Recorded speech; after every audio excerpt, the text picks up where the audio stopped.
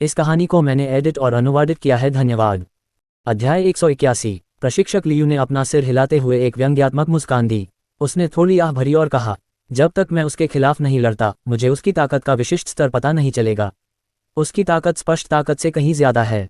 हालांकि ऐसा लगता है कि उसके पास केवल क्रूर ताकत है और वह आंतरिक ताकत में महारत हासिल करने में विफल रहा है। उसकी रक्षा औसत पीक ताकत विशेषज्ञ से भी ज्यादा मजबूत है। हालांकि मुझे विश्वास नहीं है कि उसकी ताकत पीक ताकत के चरण तक पहुंच गई है। फिर भी मध्य से लेकर अंतिम चरण तक की पीक ताकत वाला व्यक्ति उसे नहीं हरा सकता क्योंकि उसके शरीर की रक्षा बहुत अच्छी है। ये वास्तव में कठिन है। डोंग जियांगचुआन ने चिंतित होकर अपना माथा दबाया और कहा, मुझे नहीं पता कि सुरक्षा ब्यूरो द्वारा भेजे गए लोगों के पास मध्य से लेकर अंतिम चरण तक की पीक ताकत होगी या नहीं। असंभव। प्रशिक्षक लियू ने एक व्यंग्यात्मक मुस्कान दी और कहा, पीक स्ट्रेंथ वाला हर मास्टर व्यक्तिगत कमान संभालता है और आकस्मिक रूप से प्रकट नहीं होता है। भेजे गए लोग शायद मेरे बराबर ही हैं। वे कितने मजबूत हैं? डोंग जियांगचुआन ने जिज्ञासा से पूछा। वह केवल इतना जानता था कि प्रशिक्षक लियू बहुत दुर्जय थे और मार्शल आर्ट की दुनिया में एक प्रसिद्ध व्यक्ति भी थे। हालांकि उन्हें नहीं पता था कि वे किस स्तर तक पहुंच चुके हैं। उनकी निगाहों के नीचे प्रशिक्षक लियू हल्के से मुस्कुराए और कुछ शब्द बोले जिससे वह अचंभित हो गए। यदि वे सुरक्षा ब्यूरो द्वारा भेजे गए साधारण कर्मचारी हैं तो उनके पास स्पष्ट शक्ति होने की संभावना है। प्रशिक्षक लियू, आप केवल स्पष्ट शक्ति चरण में हैं। मम्मा। प्रशिक्षक लियू ने सिर हिलाया और कहा, आपने क्या उम्मीद की थी? मार्शल आर्ट की दुनिया आपकी सोच से कहीं अधिक शक्तिशाली है, लेकिन स्पष्ट शक्ति भी ऐसी चीज है जिसे अधिकांश लोग अपने जीवनकाल में कभी नहीं प्राप्त कर पाएंगे। मैं तुम्हें नीचा नहीं देख रहा हूं। डोंग जियांगचुआन ने अपना सिर हिलाया और मुस्कुराया, फिर कहा, मैं मार्शल आर्ट की दुनिया के बारे में कुछ नहीं जानता। मार्शल आर्ट की दुनिया बहुत जटिल है। प्रशिक्षक लियू ने गहरी भावना के साथ कहा। वैसे? डोंग जियांगचुआन की अभिव्यक्ति अचानक बदल गई क्योंकि उसने कहा, आपने वीडियो देखा है? झाओ फैंग ने तांगझान के सभी खजाने ले लिए जिनकी कीमत 1 अरब युआन से अधिक है और उन्हें वापस कर दिया जाना चाहिए था। इसके अलावा उसके साथी ने बहुत सारे लोगों को हताहत किया और चूंकि वह भी लड़ाई में शामिल था इसलिए वह सजा से बच नहीं सकता। इसलिए अगर सुरक्षा ब्यूरो द्वारा भेजे गए लोग आते हैं तो वे उन्हें वापस जब्त कर लेंगे। हाँ, प्रशिक्षक लियू ने हंसते हुए कहा, जरूरी नहीं। मार्शल आर्ट की दुनिया बहुत जटिल है और मुझे वास्तव में इसकी वास्तविक स्थिति का पता नहीं है। हालांकि लगता है कि जियाओ फेंग की ताकत में बहुत सुधार हुआ है। उसकी ताकत को देखते हुए मुझे लगता है कि वह स्पष्ट शक्ति चरण तक पहुंच गया है। अगर ऐसा है तो मैं उसे सेना में वापस आने के लिए मना लूंगा। ये सब इस बात पर निर्भर करता है कि झाओ फेंग सहयोग करने के लिए तैयार है या नहीं। इतनी बड़ी घटना के जल्द या बाद में परिणाम सामने आएंगे। अगर वह जिस भारी भरकम आदमी को लेकर आया है उसे पकड़ा नहीं जा सका तो वह इससे भी बच सकता है। डोंग जियांगचुआन ने जवाब दिया। चलो सुरक्षा ब्यूरो के कर्मचारियों के आने तक इंतजार करते हैं। वे यहाँ कब पहुंचेंगे? प्रशिक्षक लियू ने पूछा। उन्हें आज दोपहर या कल यहाँ पहुंच जाना चाहिए। मैं समझ गया। झाओ फेंग कहाँ है? मैं पहले उससे मिलने जाऊंगा, प्रशिक्षक लियू ने कहा। वह मूल रूप से झाओ फेंग के लिए यहाँ आया था जो कभी उसके सबसे अच्छे सैनिकों में से एक था। इससे पहले इस मामले को दबाने की कोशिश में वह अपनी बुद्धि के अंत तक पहुंच गया था और उसने झाओ फैंग को बाद में माफ करवाने के प्रयास में कुछ तार भी खींचे थे। हालांकि यह महसूस करने के बाद की स्थिति और भी खराब हो रही थी, वह व्यक्तिगत रूप से ये देखने के लिए आया कि क्या वह मदद कर सकता है। प्रेसिडेंशियल स्वीट 08 डोलान होटल, डोंग जियांगचुआन ने उत्तर दिया। चूंकि झाओ फैंग ने तांगझान की हवेली को बर्बाद करने में किसी का साथ दिया था और यहाँ तक कि उन्हें 1 अरब से अधिक मूल्य के खजाने को लूटने में भी मदद की थी, इसलिए अधिकारी निश्चित रूप से झाओ फैंग पर नजर रखेंगे। अगर वह भारी भरकम आदमी मार्शल आर्ट की दुनिया से जुड़ा हुआ कोई व्यक्ति नहीं होता तो अधिकारी पहले ही उन्हें वश में करने के लिए कार्रवाई शुरू कर देते। तो मैं जाकर पहले देखूंगा। प्रशिक्षक लियू ने अपना सिर थोड़ा हिलाया, खड़ा हुआ और फिर चला गया। डोंग जियांगचुआन ने आह भरी।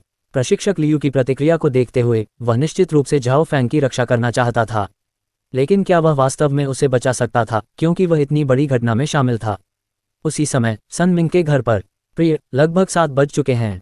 क्या हम पहले नाश्ते के लिए मिंग मैंग के रेस्तरां में चलें? सन की मां ने मुस्कुराते हुए कहा। ठीक है, आपको पहले साफ सफाई करनी चाहिए और देखना चाहिए कि डोंगहिंग तैयार है या नहीं। मैं 1 मिनट में बाहर आ जाऊंगी। सन मिंग ने अपना सिर नीचे कर लिया ताकि उसकी पत्नी उसके पीले चेहरे और उसके गालों से बहते असामान्य पसीने को न देख सके। वह उठना चाहता था लेकिन वह इस समय खड़े होने के लिए बहुत कमजोर था। हालांकि वह अपने परिवार को परेशान नहीं करना चाहता था, इसलिए उसने थोड़ा आराम करने के बाद बाहर जाने का फैसला किया। सन की मां ने अभी भी उसके असामान्य व्यवहार को नहीं देखा था। उसकी बात सुनने के बाद वह सीधे बेडरूम से बाहर निकली और सन डोंगहेंग के कमरे में चली गई। जब से उसे अपने पिता की बीमारी के बारे में पता चला तब से सन डोंगहेंग हर दिन ईमानदारी से काम कर रहा था। वह अपने पिता के साथ रहने के इरादे से घर पर रहता था। डोंगहेंग, क्या तुम जाग रहे हो? हम नाश्ता करने जा रहे हैं। सन की माँ ने दरवाज़ा खटखटाया और पूछा, मैं जाग गया हूँ, कृपया 1 मिनट रुको और पिताजी को पहले यहाँ आने के लिए कहो। उसने ज़ोर से कहा, लेकिन किसी को नहीं पता था कि सन डोंगहेम कमरे में क्या कर रहा था।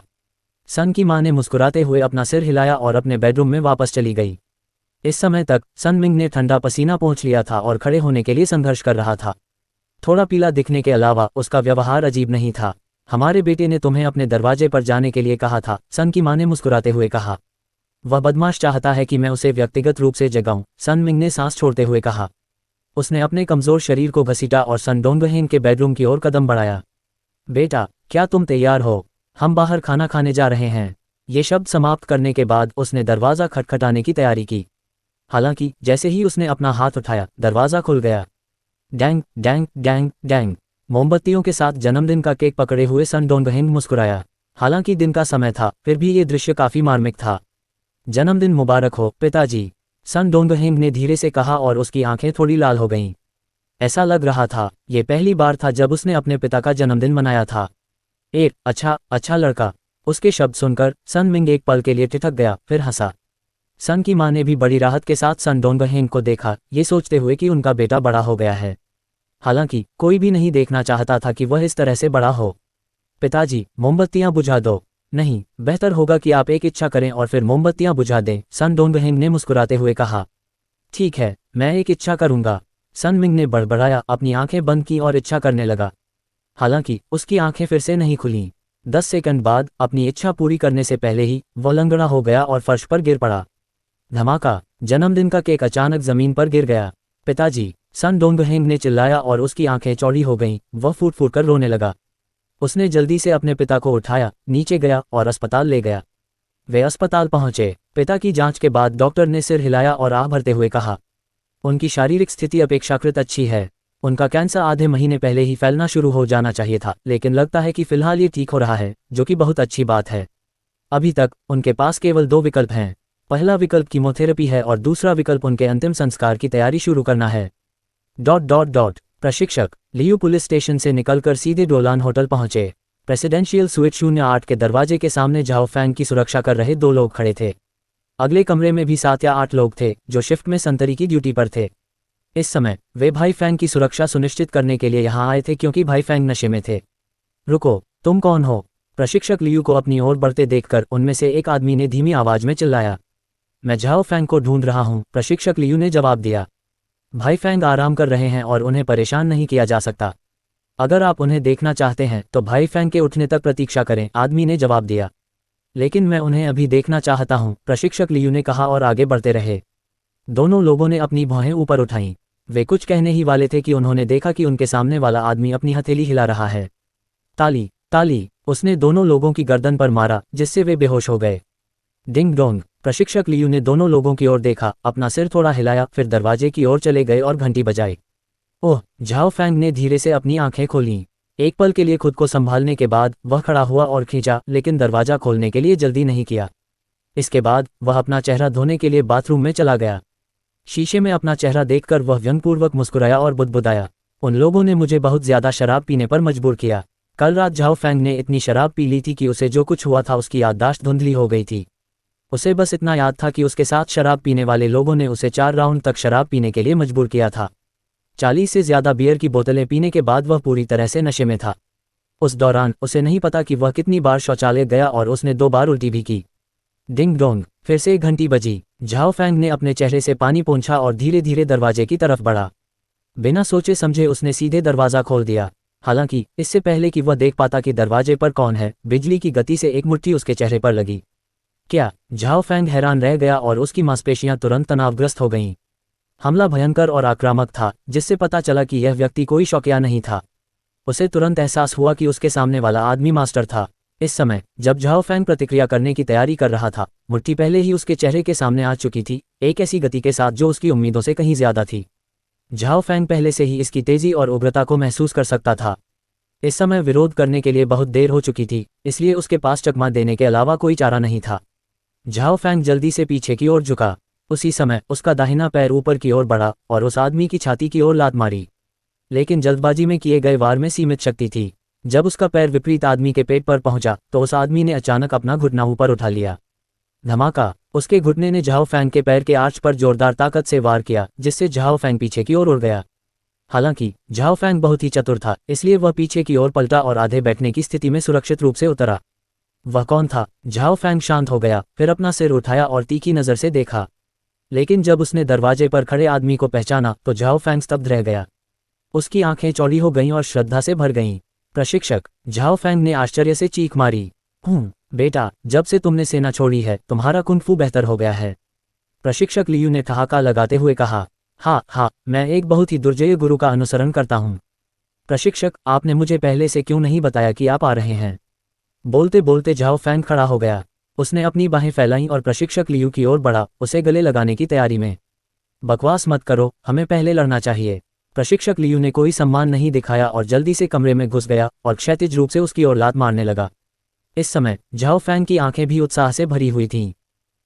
तुमने अतीत में मेरे साथ दुर्व्यवहार किया था, लेकिन अब हर कुत्ते का अपना दिन आता है।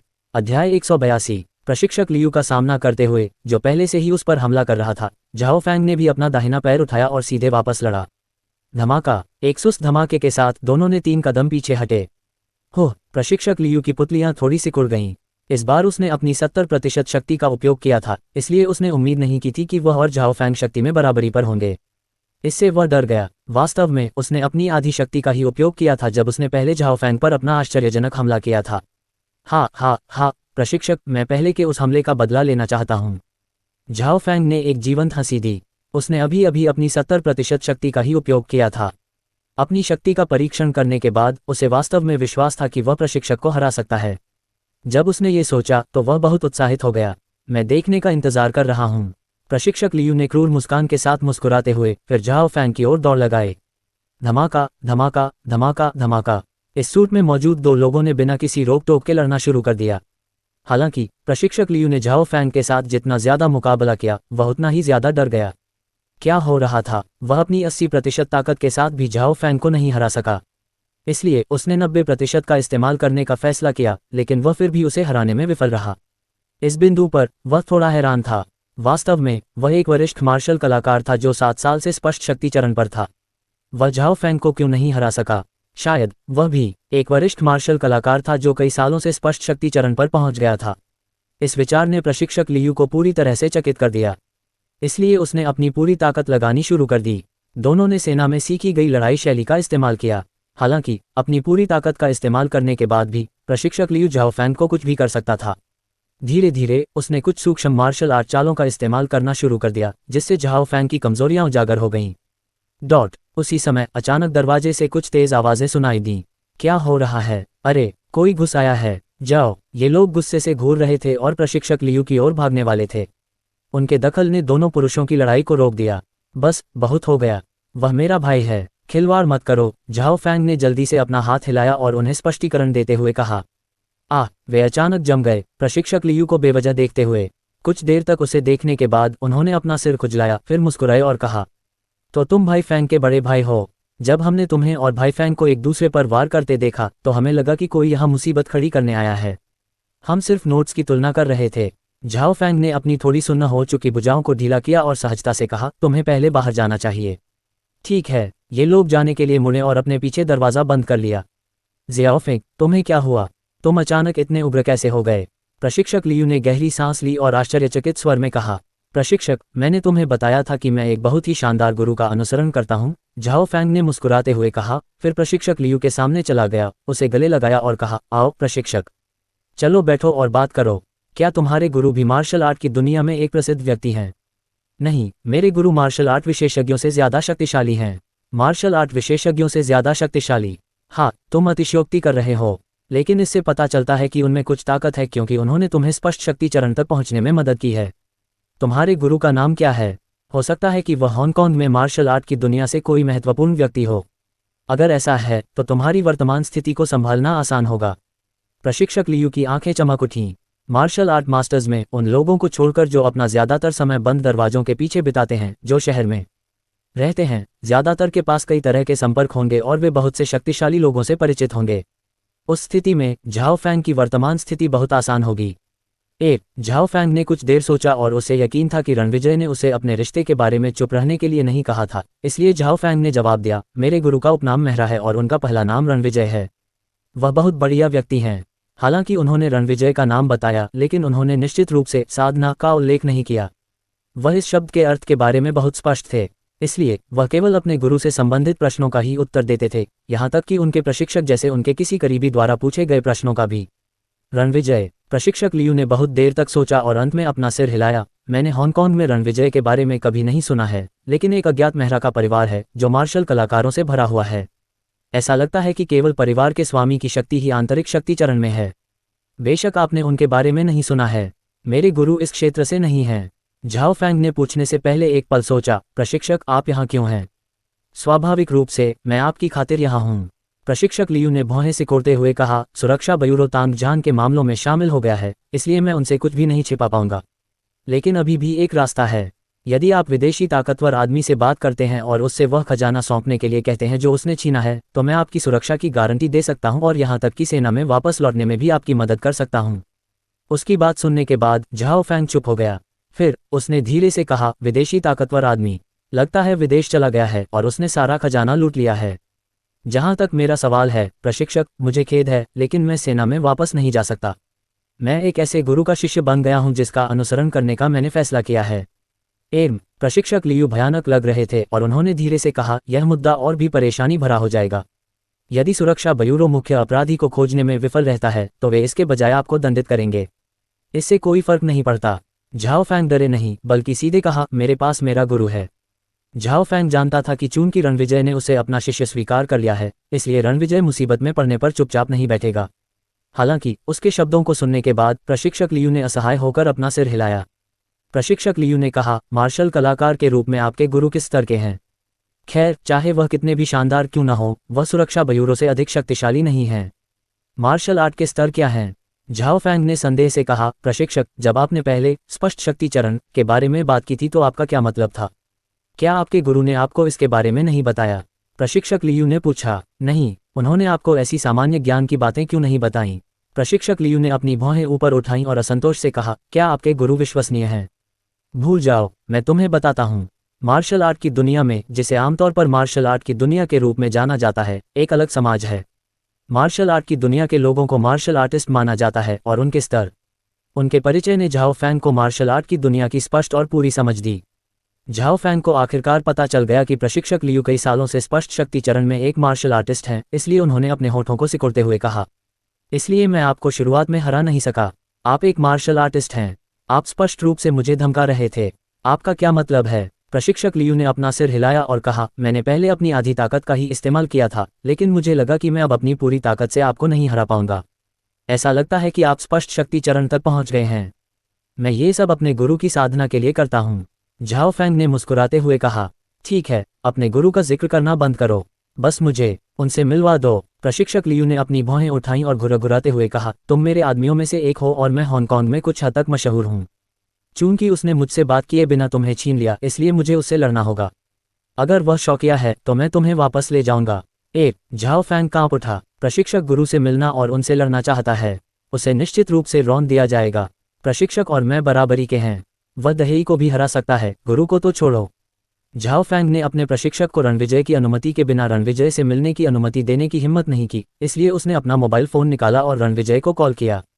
फोन काटने के बाद झाओ फैंग ने अपनी आंखें सिकुड़ते हुए कहा, प्रशिक्षक, मैं तुम्हें अपने गुरु से मिलवा दूंगा। उनके पास थोड़ा समय है। ठीक है, चलो चलते हैं। मुझे नहीं पता कि वह कहाँ रहता है। मेरे गुरु इस समय माउंट न्यू मून पर हैं। अपनी बात समाप्त करने के बाद झाओ फैंग ने मुड़कर जाना शुरू किया। चलते समय उसका मुंह कांप रहा था। ये स्पष्ट था कि वह अपनी हंसी को रोक रहा था। झाओ फैंग अपने प्रशिक्षक के साथ खिलवाड़ होते देखने के लिए उत्सुक था। अध्याय 183। सुबह सुबह रेस्टोरेंट में लोगों ने जो छोटे छोटे स्टीम्ड बन खाए, उन्होंने उनका दिल जीत लिया, खास तौर पर उन गैर सदस्यों का। इस स्वादिष्ट व्यंजन को खाते हुए वे आनंद से भर गए। ये पहली बार था जब उन्होंने रेस्टोरेंट में मांस का स्वाद चखा था। उन्होंने कभी नहीं सोचा था कि मालिक द्वारा पकाया गया मांस इतना स्वादिष्ट होगा। पियर्सन, जो अक्सर व्यंजनों पर टिप्पणी करते थे, ने स्पष्ट रूप से इस मांस को कम करके आंका। उनके विचार में यह मांस उनके पूरे जीवन में खाया गया सबसे अच्छा मांस था। साथ ही हर कोई यह सोचने से खुद को रोक नहीं पाया कि क्या इस रेस्टोरेंट का मालिक वाकई एक शानदार व्यक्ति है। उसने जो खाना परोसा वह राजघरानों को परोसा जाने वाला भोजन था। हाँ, ऐसा नहीं हो सकता था। यह उनकी बहुत दयालुता थी कि उन्होंने आम लोगों को इतना बढ़िया भोजन उपलब्ध कराया। इस समय रणविजय को यह नहीं पता था कि उसने जो छोटे छोटे स्टीम्ड बन इतने सहजता से बनाए थे, उन्होंने लोगों के दिलों में अपना वजन दोगुना से भी ज्यादा कर दिया था। नाश्ते के बाद मिंग सोफे पर बैठ गया और टीवी देखते हुए एक गिलास जूस पीता रहा। आह पापा, छोटे बन बहुत स्वादिष्ट थे। मिंग का पेट फूल रहा है। मिंग के छोटे हाथों ने उसके पेट को थपथपाया और वह बचकानी आवाज में बोली, मिंग बड़ी हो रही है, तुम्हारा ज्यादा खाना ठीक है। रणविजय ने हंसते हुए कहा, देखो मिंग 1 महीने से भी कम समय में लंबी हो गई है। सच में, क्या मिंग लंबी हो गई है? मुझे यकीन नहीं होता। पापा, तुम मुझे धोखा दे रहे हो। मैं अभी भी छोटी हूँ। शुरू में मिंग की आंखें चमक उठी, लेकिन जब वह सोफे पर खड़ी हुई तो उसे एहसास हुआ कि वह अभी भी बहुत छोटी है। ये सच नहीं है। तुम पापा से अपनी लंबाई क्यों नहीं जांचवाती? रणविजय ने मुस्कुराते हुए मिंग के छोटे सिर को सहलाया। ओह, मेरी लंबाई नाप लो, मिंग ने अपनी छोटी भुजाएं ऊपर उठाते हुए कहा। यहाँ 1 मिनट रुको। रणविजय मुड़ा और दूसरी मंजिल पर चला गया। उसने दराज से एक टेप माप लिया और उसे नीचे ले गया, फिर सोफे पर बैठ गया और कहा, मिंग सीधे खड़े हो जाओ ताकि मैं देख सकूं कि तुम कितनी लंबी हो। ठीक है। मिंग सीधी खड़ी होगी। मिंग ने अपना आसन सीधा किया। रणविजय ने टेप माप लिया और मिंग के सिर के ऊपर से उसे दबाया, फिर कहा, मुझे देखने दो कि तुम कितनी लंबी हो। वाह, मिंग 1.18 मीटर लंबी है। मुझे याद है जब मिंग पहली बार यहाँ आई थी तब तुम केवल 1.13 मीटर की थी। अरे, 1.18 मीटर, 1.13 मीटर। क्या मैं लंबी हो गई हूँ? क्या मिंग लंबी हो गई है? मिंग ने अपनी चमकदार और स्पष्ट आंखें झपकाते हुए पूछा। बेशक तुम लंबी हो गई हो। 118-113 क्या होगा? गणना मिंग की हाल ही में बढ़ी हुई लंबाई है, रणविजय ने मुस्कुराते हुए कहा। 118-113। ओह। मिंग ने अपने 2 छोटे हाथ अपने चेहरे के सामने रखे और उनसे काफी देर तक गिनने की कोशिश की। फिर मुंह बनाते हुए उसने कहा, पापा, तुम बुरे हो। 118-113 में कुछ नहीं बचता। कुछ नहीं बचा। मिंग की लंबाई नहीं बढ़ी है। कुछ तो बचा है। रणविजय हैरान था। उसे ये भी नहीं पता था कि छोटी राजकुमारी संख्याओं को कैसे घटाती है, इसलिए उसने कहा, अच्छा, 100 और 100 एक दूसरे को रद्द करते हैं। तो 18-13 क्या होगा? 18 और 13। ओह। मिंग ने कुछ देर तक फिर से अपने दोनों हाथों से गिनती की और फिर कहा, कुछ नहीं बचा। अच्छा, असल में 10 और 10 भी एक दूसरे को रद्द कर सकते हैं। तो 8-3 क्या है? रणविजय मिंग को कुछ सरल अंकगणित सिखाने में रुचि रखते थे। ओह, 8-3। ओह, 1, 2, 3, 9, 10। आंकड़े को जोड़ो मत, घटाओ। 8-3, 1, 7, 6, 5। ओह, 5। क्या ये 5 है? मिंग ने आखिरकार कहा। इस बार तुम सही हो, ये 5 है। मिंग 5 सेमी बढ़ गया है। मिंग बहुत होशियार है और जल्दी से समझ जाता है। हो। मिंग 5 सेमी बढ़ गया है। मिंग थोड़ा बड़ा होने वाला है। हो, पापा, मैं मामा को फोन करके बताने जा रहा हूं कि मिंग की लंबाई बढ़ गई है। ठीक है। रणविजय ने सिर हिलाया और अनन्या का नंबर डायल करने के लिए अपना मोबाइल फोन निकाला, लेकिन फोन कनेक्ट नहीं हुआ। इसलिए रणविजय ने अपना मोबाइल फोन नीचे रख दिया और कहा, तुम्हारी माँ अभी व्यस्त हैं। क्यों ना हम उन्हें दोपहर में फोन करें? ठीक है पापा, क्या हम बिग ही जा सकते हैं? मैं उन्हें बताना चाहती हूँ कि मैं 5 सेमी लंबी हो गई हूँ। मिंग ने गंभीरता से कहा। ठीक है पापा, तुम्हें माउंट न्यू मून ले जाएंगे। मिंग के बाल बांधते हुए और उसे गुलाबी टोपी देते हुए रणविजय मुस्कुराया। फिर वे माउंट न्यू मून के लिए निकल पड़े। जैसे ही मिंग माउंट न्यू मून पहुंची, उसने दहेई और लिटिल हेई को खुशखबरी सुनाई कि वह लंबी हो गई है। मिंग की सेवा करने में दहेई अच्छी थी। मिंग की बात सुनने के बाद वह एक पल के लिए घूरती रही और खुशी का भाव प्रकट किया। उसने अपनी बड़ी मुट्ठियां बाहर निकालकर खुद की छाती पर मारा, फिर जमीन पर लौट गया, बार बार मिंग को अंगूठा दिखाने का संकेत दिया और अपनी बाहें हिलाकर इस खबर के संबंध में अपनी खुशी व्यक्त की कि मिंग बड़ा हो गया है। आओ। जियाओ हेई ने अपने होठों को तिरस्कारपूर्वक सिकोड़ लिया, दाहेई को बहुत तिरस्कार करते हुए। जब से उसने वे फिल्में देखी थी तब से वह और भी अधिक चतुर हो गया था और वह चापलूसी करने का और भी अधिक आदी हो गया था। हालांकि रोने के बाद लिटिल हेई ने अपनी बड़ी जीभ घुमाई और मिंग की ओर दौड़ा, उसके चारों ओर उत्साह से कूदता हुआ। जब मिंग की चापलूसी करने की बात आई तो वह दाहेई के आगे झुकना नहीं चाहता था। जहां तक रणविजय का सवाल है, मिंग के करीबी एरहेई भाइयों को इतना उत्साह दिखाते हुए देखकर उसने पशुधन क्षेत्र की ओर देखा और जल्दी से समझ गया कि क्या हो रहा है। चूंकि उसने कहा था कि वे जो चाहे खा सकते हैं, अब 3 ताई झील काले सुअर, 1 कोबे बीफ और 2 उजिम्किन भेड़ें गायब थीं। मुर्गियां, बत्तखें और गीज तो दूर की बात थी, उनमें से कुछ गायब भी हो गए थे। वे निश्चित रूप से पेटू जोड़े थे। रणविजय को मजा आया और उसने असहायता से अपना सिर हिलाया, लेकिन उसने कुछ नहीं कहा। आखिरकार अब उसके पास यांग किंग वाटर था, इसलिए वे जो चाहे खा सकते थे। हालांकि इन दोनों ने भेड़ और मवेशियों को खा लिया, जिसका स्वाद उसने अभी तक नहीं चखा था। एक पल सोचने के बाद रणविजय ने अपना मोबाइल फ़ोन निकाला और झाओ फैंग को कॉल करके कुछ और मवेशी खरीदने के लिए भेजा। जैसे ही उसने अपना फ़ोन निकाला, झाओ फैंग ने उसे डायल किया और कहा कि उसका प्रशिक्षक उससे मिलना चाहता है। रणविजय को इस बात की परवाह नहीं थी कि कौन आएगा और सीधे उससे मिलने के लिए तैयार हो गया। लगभग 20 मिनट बाद झाओ फैंग लैंड क्रूजर में माउंट न्यू मून के पास रुका। ये जगह है, झाओ फैंग ने कार से बाहर निकलते हुए कहा। क्या तुम्हारा गुरु पहाड़ में रहता है? क्या वह एकांतप्रिय गुरु है? झाओ फैंग के शब्दों को सुनकर प्रशिक्षक लियू का दिल तेजी से धड़कने लगा। आमतौर पर एकांतप्रिय मार्शल कलाकारों में असाधारण ताकत होती है। नहीं, मेरे गुरु का एक रेस्तरां है, लेकिन वे इस पहाड़ पर अपनी सामग्री खुद उगाते हैं। झाओ फैंग ने उत्तर देते समय प्रशिक्षक लियू की ओर अपनी आंखों के कोने से देखा। ये सुनने के बाद प्रशिक्षक लियू ने राहत की सांस ली। वह शांत हो गया और हंसते हुए बोला, चलो देखते हैं।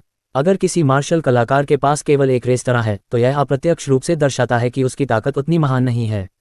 आंतरिक शक्ति वाले मार्शल कलाकार, जो अमीरों के अंगरक्षक थे, एक साल के भीतर लाखों युआन कमा सकते थे। पीक स्ट्रेंथ मास्टर्स एक साल में करोड़ों कमा सकते थे।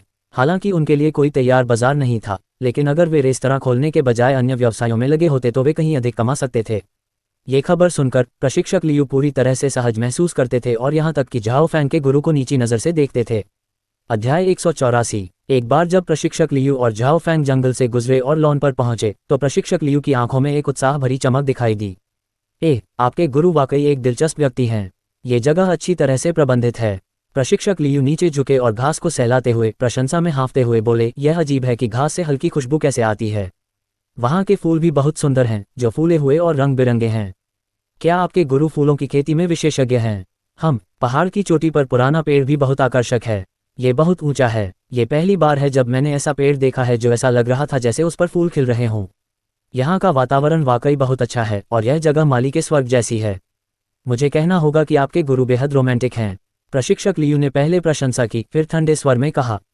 हालांकि इन बेकार चीज़ों में अपनी सारी ऊर्जा लगाना समय की बर्बादी है। मैंने कभी किसी शक्तिशाली मार्शल कलाकार के बारे में नहीं सुना जो घास, फूल और पेड़ उगाने में माहिर हो। ज़ियाओ फेंग, ऐसा लगता है कि जब तुमने मार्शल आर्ट की दुनिया में प्रवेश किया था, तब तुम्हें बिना कुछ समझे ही उनके शिष्य के रूप में स्वीकार कर लिया गया था। अफसोस, तुम अभी भी बहुत छोटे हो। झाओ फेंग ने अपनी हंसी को रोकने के लिए अपने होंठ कस लिए और कहा, प्रशिक्षक, मुझे लगता है कि तुम्हें ज्यादा दोस्ताना होना चाहिए। दोस्ताना? मार्शल आर्ट की दुनिया में कोई सौहार्द नहीं है।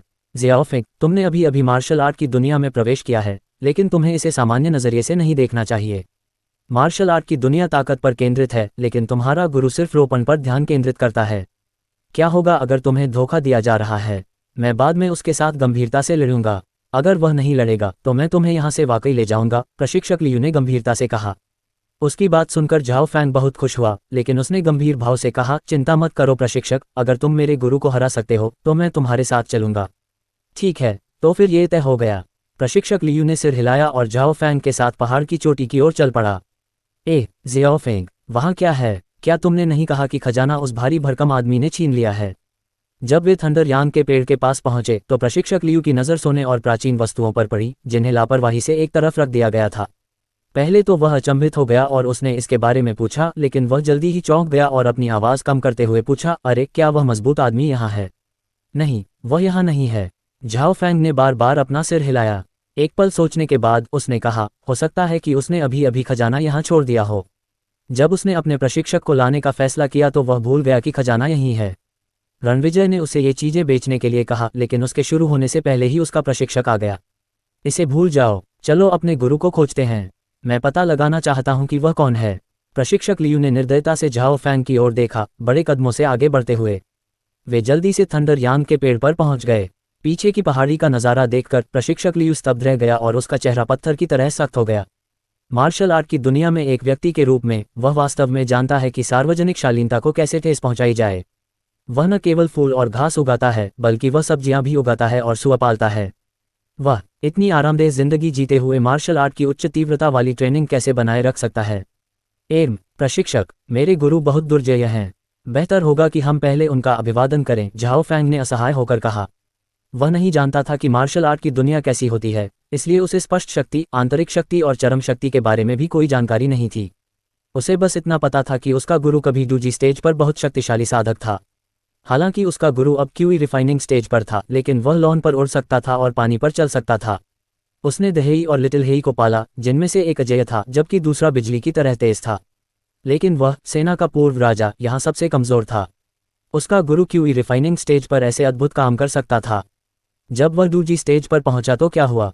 झाओ फैंग के रोंगटे खड़े हो गए। उसने प्रशिक्षक की ओर देखा और देखा कि उसका चेहरा तिरस्कार से भरा हुआ था, जिस पर झाओ फैंग केवल एक मुस्कान को दबा सका। रणविजय को पालतू क्षेत्र के किनारे पर खड़ा देखकर प्रशिक्षक लियू आगे बढ़ा। नमस्ते। प्रशिक्षक लियू ने पहले उसका अभिवादन किया और फिर कहा, क्या आप जियाओफेंग के गुरु हैं? प्रशिक्षक लियू ने बोलते समय उसकी ओर देखा और थोड़ा निराश हुआ। उसके पास गुरु की आभा क्यों नहीं थी? हालांकि उसके पास आभा नहीं थी, लेकिन उसका व्यवहार गुरु जैसा था। रणविजय द्वारा उसे ठंडी नज़र से देखने और हाँ कहने के बाद प्रशिक्षक लियू उत्सुक हो गया। यह आदमी काफ़ी आत्मविश्वासी लग रहा था। वह इतना आत्मविश्वासी क्यों था? गुरु, यह मेरा पूर्व प्रशिक्षक है। उसने मेरे साथ बहुत अच्छा व्यवहार किया, एक भाई की तरह। झाओ फैंग ने कहा। प्रशिक्षक लियू ने झाओ फैंग को रोकने के लिए अपना हाथ आगे बढ़ाया, बोलने से पहले ही उसे रोक दिया। इस बारे में बात करना बंद करो। मिस्टर रणविजय, है न? मैं सीधे मुद्दे पर आता हूँ। इस बार मैं ये देखने आया हूँ कि जियाओफेंग को शिष्य के रूप में किसने स्वीकार किया है। इस समय मैं वास्तव में निराश महसूस कर रहा हूँ। आप न केवल फूल, सब्जियाँ और घास उगाने में अपना समय बिताते हैं, बल्कि पशुधन और पालतू जानवरों को भी पालते हैं। अगर आप इतनी आरामदेह जिंदगी जिएंगे तो क्या आपकी ताकत कम नहीं हो जाएगी?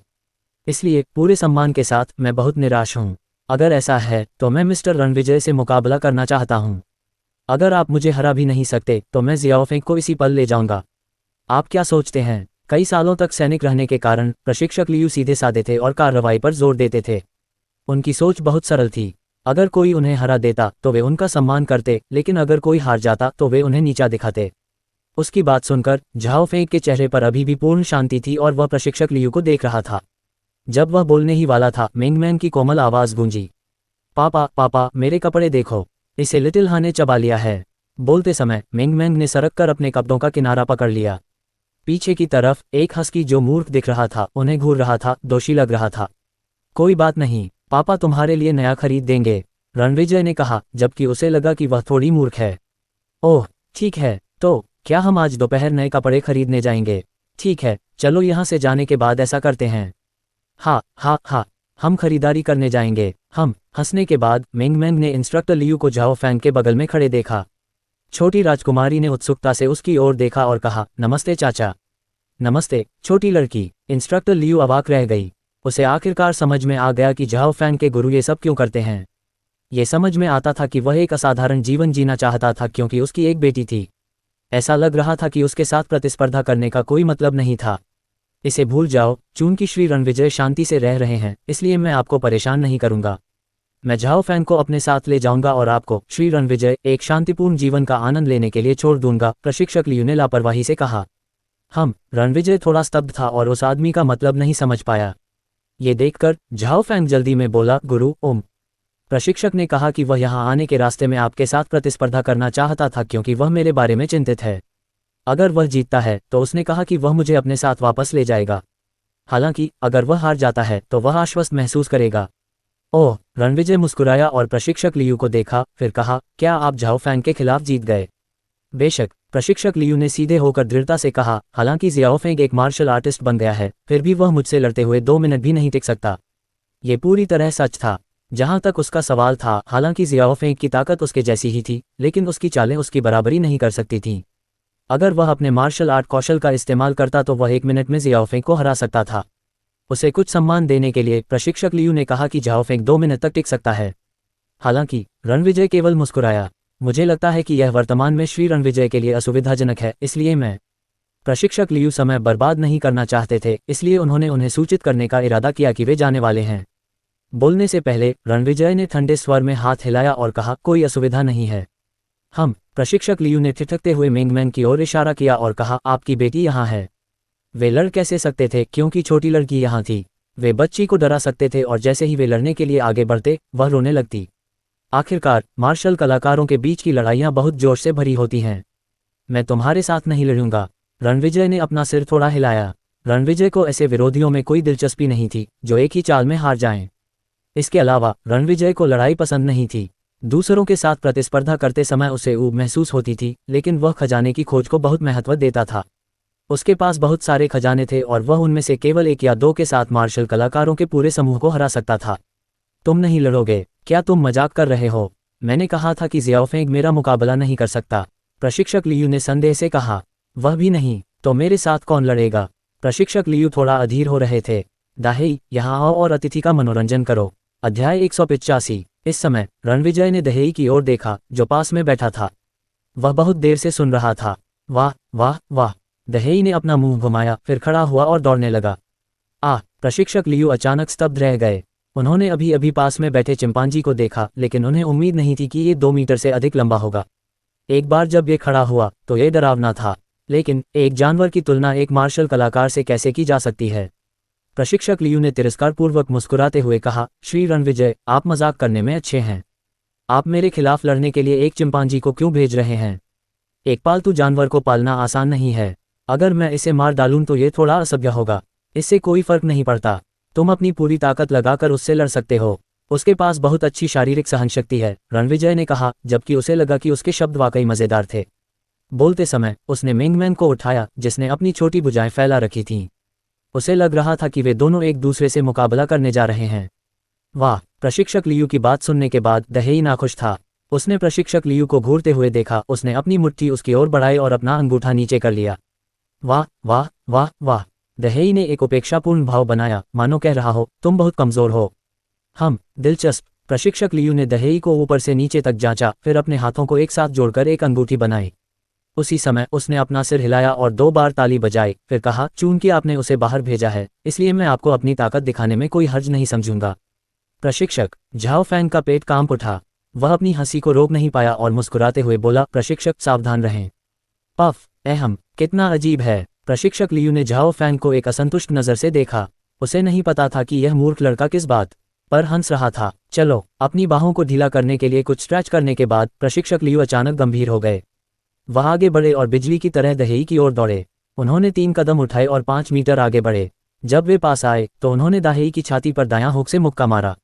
उन्होंने इस मौके में अपनी 80% ताकत का इस्तेमाल किया। दहेई शायद अपने महान कद के साथ इसे सहन कर पाएगा। सबसे बुरी स्थिति में भी वह इस मौके से घायल हुए बिना ही बेहोश हो जाएगा। हालांकि उसे आश्चर्य हुआ कि जब चिंपांजी ने उसके आने वाले घूंसे का सामना किया तो वह चकमा नहीं दे रहा था, बल्कि वहीं खड़ा था, मानो वह गूंगा हो गया हो। आखिरकार जानवर तो जानवर ही होते हैं और उन्हें ताकत के बारे में कुछ नहीं पता। प्रशिक्षक लियू की मुट्ठी दहेई के पास पहुंची। उसकी प्रतिक्रिया देखने के बाद उसने अपनी 10% ताकत वापस ले ली और अपनी केवल 70% ताकत से छाती पर मारा। धमाका! एक नर्म सुस्त धमाका हुआ। प्रशिक्षक लियू तुरंत हैरान हो गया। उसे लगा कि कुछ गड़बड़ है। उस भूसे को खाने के बाद चिंपांजी जमीन पर क्यों नहीं गिरा? ओह, ये वास्तव में मार खाने के लिए प्रतिरोधी है। प्रशिक्षक लियू ने जोर से चिल्लाया, टैली हो। उसकी बाईं मुट्ठी ने अपनी 90% ताकत से दहेई की छाती पर मारा। धमाका! एक और नर्म सुस्त धमाका सुनाई दिया। प्रशिक्षक लियू की आंखें एक पल के लिए झपक गईं। क्या हुआ? वह चकमा देने की कोशिश भी क्यों नहीं कर रहा था? मैं उसे फिर से मारने में विफल रहा। वह मेरे मुक्कों का इतना प्रतिरोध कैसे कर सकता है? टैली हो! प्रशिक्षक लियू ने फिर से जोर से दहाड़ लगाए। उसकी दाहिनी मुट्ठी ने पूरी ताकत से दहेई की छाती पर मुक्का मारा। हालांकि नतीजा वही रहा। इस समय प्रशिक्षक लियू की आंखों के कोने से उसने रणविजय को देखा, जो शांत था, और झाओ फैंग, जो मुस्कुरा रहा था। कितना शर्मनाक! प्रशिक्षक लियू को अचानक लगा कि उसका तापमान बढ़ गया है और उसका एड्रेनालाइन पंप होने लगा है। टैली हो, टैली हो, टैली हो, टैली हो! उसकी दोनों मुट्ठियां तेजी से और जोर से दहेई की छाती पर लगीं। धमाका धमाका धमाका धमाका! आवाज़ ड्रम के धमाके जैसी थी, लेकिन फिर भी ये बहुत कमज़ोर थी। प्रशिक्षक लियू की हरकतें जोरदार थीं, लेकिन इस समय ये सिर्फ एक धमाका था। झाओ फैंग और रणविजय की नज़र में, हालांकि ये दृश्य थोड़ा मज़ेदार था। यह इतना समान क्यों था? ओह ओह ओह! वह छोटी मुट्ठी से दहेई की छाती पर मुक्का मार रहा था। पेटे पैड! हा हा हा! झाओ फैंग आखिरकार हंस पड़ा। प्रशिक्षक लियू ने 2 मिनट तक हमला जारी रखा। 2 मिनट की तीव्र हरकत ने प्रशिक्षक लियू को तेज सांस लेने पर मजबूर कर दिया। जब झाओ फैंग की हंसी गूंजी तो उसे आखिरकार एहसास हुआ कि कुछ गड़बड़ है। उसने आखिरी मुक्का वापस नहीं लिया, बल्कि धीरे से अपना सिर ऊपर उठाया। उसने दहेई को देखा, जिसके चेहरे पर तिरस्कार का भाव था। मिंगमैन, जो इस पूरे समय पास से देख रही थी, थोड़ी दुखी हो गई थी। दहेई उसका दोस्त था और उसे इस बदमाश ने इतने लंबे समय तक मुक्का मारा था। इसलिए छोटी लड़की बोलने से खुद को रोक नहीं पाई। दहेई, वह तुम्हें क्यों मार रहा है? वह एक बुरा आदमी है। ओह, तुम उसे क्यों नहीं मारते? वाह, दाहेई ने जवाब दिया। फिर प्रशिक्षक लियू को देखा जो अवाक था। उसने अपना सिर झुकाया और दहाड़ा। आओ! जब दाहेई ने अपना मुंह चौड़ा किया तो वह दहाड़ा और प्रशिक्षक लियू के चेहरे पर लार की बूंदें थूक दीं। अगले ही पल दाहेई ने अपना पैर उठाया और प्रशिक्षक लियू के पैर की ओर लात मारी। एक अप्रतिरोध्य बल महसूस करने के बाद प्रशिक्षक लियू हवा में ऊंची उड़ान भर गए। प्रशिक्षक लियू की अभिव्यक्ति जम गई। ऐसा क्यों था कि वह इस ताकत के खिलाफ कुछ नहीं कर सकता था? जैसे ही उसका शरीर नीचे उतरने लगा, दाहेई ने प्रशिक्षक लियू के टखने को पकड़ लिया। प्रशिक्षक लियू को अचानक लगा कि वह हवा में उड़ रहा है क्योंकि उसका शरीर इधर उधर घुमाया जा रहा था। धमाका! उसका शरीर अचानक जमीन पर टकराया। प्रशिक्षक लियू ने चीख मारी और फिर लगा कि वह फिर से हवा में चल रहा है। उसका शरीर इधर उधर घुमाया गया और फिर से जमीन पर पटक दिया गया। धमाका, धमाका, धमाका, धमाका। लगातार एक दर्जन वार के बाद प्रशिक्षक लियू पूरी तरह से स्तब्ध रह गया। क्या हो रहा था? वह अचंभित होकर देखता रहा। उसे ऐसा लग रहा था जैसे वह रोलर कोस्टर पर सवार हो, लेकिन उसके और जमीन के बीच बार बार होने वाले संपर्क ने उसे एहसास दिलाया कि वह कितना कमजोर है। हा हा हा हा। झाओ फेंग अच्छे मूड में था क्योंकि वह खड़ा होकर लड़ाई देख रहा था। लेकिन वह यह भी जानता था कि हालांकि ये दर्दनाक लग रहा था, लेकिन घने लॉन की वजह से उसके प्रशिक्षक को ज्यादा दर्द नहीं होगा। इन लोगों की निगाहों के नीचे प्रशिक्षक लियू को घुमाया गया और लगभग 20 बार पटक दिया गया। दहेई उब गया और लिटिल हेई पर चिल्लाया, वाह वाह वाह। ओवो! लिटिल हेई ने तुरंत जवाब दिया। इस बिंदु पर दूसरा दौर किक द बॉल नामक खेल से शुरू हुआ। प्रशिक्षक लियू की चिल्लाहट ने माउंट न्यू मून के ऊपर हवा भर दी। वह पूरी तरह से स्तब्ध था। उसे एक चिंपांजी द्वारा बेतरतीब ढंग से क्यों कुचला जा रहा था और यहाँ तक कि एक कुत्ते के मुंह में पकड़कर इधर उधर क्यों फेंका जा रहा था। अरे नहीं, मैं प्रशिक्षक लियू एक मार्शल आर्टिस्ट हूँ, फिर भी वास्तव में मेरे साथ इतनी आसानी से खिलवाड़ किया जा रहा है। हे भगवान, रुको, यह मेरे लिए बहुत ज्यादा है। प्रशिक्षक लियू ने 2 मिनट बाद चिल्लाना बंद कर दिया। वह बहुत उदास था। पापा पापा, वह अब चिल्ला क्यों नहीं रहा है? क्या वह सो गया है? मेंग मेंग ने अपना चेहरा सिकोड़ लिया, ये सोचकर कि वह आदमी बेहोश हो गया है। रणविजय ने अपना सिर थोड़ा हिलाया और कहा, वह ठीक है। दहेई, लिटिल हेई, मुझे लगता है कि वह तुम्हारा उत्साह काफी महसूस कर चुका है। बस रुक जाओ। वाह, दहेई ने जवाब दिया और रुक गया। प्रशिक्षक लियू खुशी से लॉन पर गिर पड़े और बिना हिले डुले खड़े रहे। बहुत बढ़िया। झाओ फैंग ने दहेई और लिटिल हेई को अंगूठे का इशारा किया और फुसफुसाया। फिर वह अपनी हंसी को रोकते हुए प्रशिक्षक लियू की ओर चला गया और कहा, प्रशिक्षक उठो, वे रुक गए हैं। हालांकि उसके बोलने के बाद भी उसने देखा कि प्रशिक्षक लियू अभी भी हिल नहीं रहे थे। आपको क्या हो गया है प्रशिक्षक? झाओ फैंग ने पूछा। मैं प्रशिक्षक लियू ने बहुत धीमी आवाज में कहा, मैंने अपना चेहरा खो दिया। पफ, अहम अहम। झाओ फैंग ने एक मुस्कान दबाई और उसे सांत्वना दी। आप अपमानित नहीं हैं प्रशिक्षक। मैंने पहले भी इस तरह की पीड़ा का अनुभव किया है और यह आपके द्वारा अनुभव की गई पीड़ा से भी अधिक गंभीर था। सच में? प्रशिक्षक लियू ने अपनी आंखें खोली और झाओ फैंग को देखा। ये सच है? हुश! प्रशिक्षक लियू ने राहत की सांस ली और खुद को सीधा किया। उन्होंने दहेई को ध्यान से देखा और रणविजय की ओर कदम बढ़ाया। उन्होंने कहा, श्री रणविजय, ये मैं वास्तव में उन्हें नहीं पता था कि वह क्या कहना चाहते थे। अब वह केवल यही सोच सकते थे कि वह यहाँ से कैसे जाना चाहते थे। वह भविष्य में फिर कभी यहाँ नहीं आएंगे, अपने जीवन के बाकी समय के लिए भी नहीं। क्या अब तुम आश्वस्त हो? रणविजय ने खुशी से कहा। मैं आश्वस्त हूँ। प्रशिक्षक लियू ने लगातार अपना सिर हिलाया। अच्छा। रणविजय ने अपना सिर हिलाया और कहा, तुम वापस जा सकते हो। झाओ फैंग, पशुओं का एक समूह खरीदो और उन्हें पेड़ के नीचे पानी की बाल्टी पीने दो, फिर उन्हें दूसरों के साथ रख दो। ठीक है गुरु। झाओ फैंग ने सिर हिलाया। श्री रणविजय, फिर जयकार। प्रशिक्षक लियू ने सलामी देते हुए कहा। मम्मा। रणविजय की अनुमति से झाओ फैंग और प्रशिक्षक लियू, जो उदास थे, पहाड़ से नीचे चले गए। जैसे ही वे नीचे पहुंचे, प्रशिक्षक लियू ने तेजी से चलना शुरू कर दिया, जब तक कि वे लगभग जॉगिंग करने लगे। पहाड़ के तल पर कार में वापस। हुश! प्रशिक्षक लियू भारी सांस लेते हुए यात्री सीट पर बैठ गए, राहत की सांस ली। प्रशिक्षक, मुझे दोष मत दो। मैंने कहा था कि मेरे गुरु बहुत बढ़िया थे, झाओ फैंग ने ठहाका लगाते हुए कहा। मैं तुम्हें दोष नहीं देता। प्रशिक्षक ने बड़बड़ाया। फिर उसने झाओ फैंग को घूरा और उसे मुक्का मारा, गुस्से में गाली देते हुए, ये सब तुम्हारा दोष है। तुमने मुझे पहले क्यों नहीं बताया? मैं पूरी तरह से बदनाम हो गया था। मेरे साथ एक चिंपांजी और एक कुत्ते ने भी ऐसा खिलवाड़ किया जैसे मैं रेत का थैला हूँ। मैंने तुम्हें बहुत पहले ही बता दिया था, झाओ फैंग ने नर्म लहजे में उत्तर दिया। प्रशिक्षक लियू ने जोर से आह भरी और फिर जोर से हंस पड़े। हा। बढ़िया, ये यात्रा तब भी सार्थक है, भले ही मैं हार गया हूँ। तुम्हारा गुरु जितना शक्तिशाली होगा, मुझे उतनी ही राहत मिलेगी। धन्यवाद प्रशिक्षक। झाओ फैंग ने हंसना बंद कर दिया और गंभीरता से कहा, ठीक है, ये भावनात्मक शब्द मत कहो। प्रशिक्षक लियू ने झाओ फैंग के कंधे पर थपथपाया और कुछ जिज्ञासा के साथ कहा, तुम्हारे गुरु ने कोई हरकत भी नहीं की।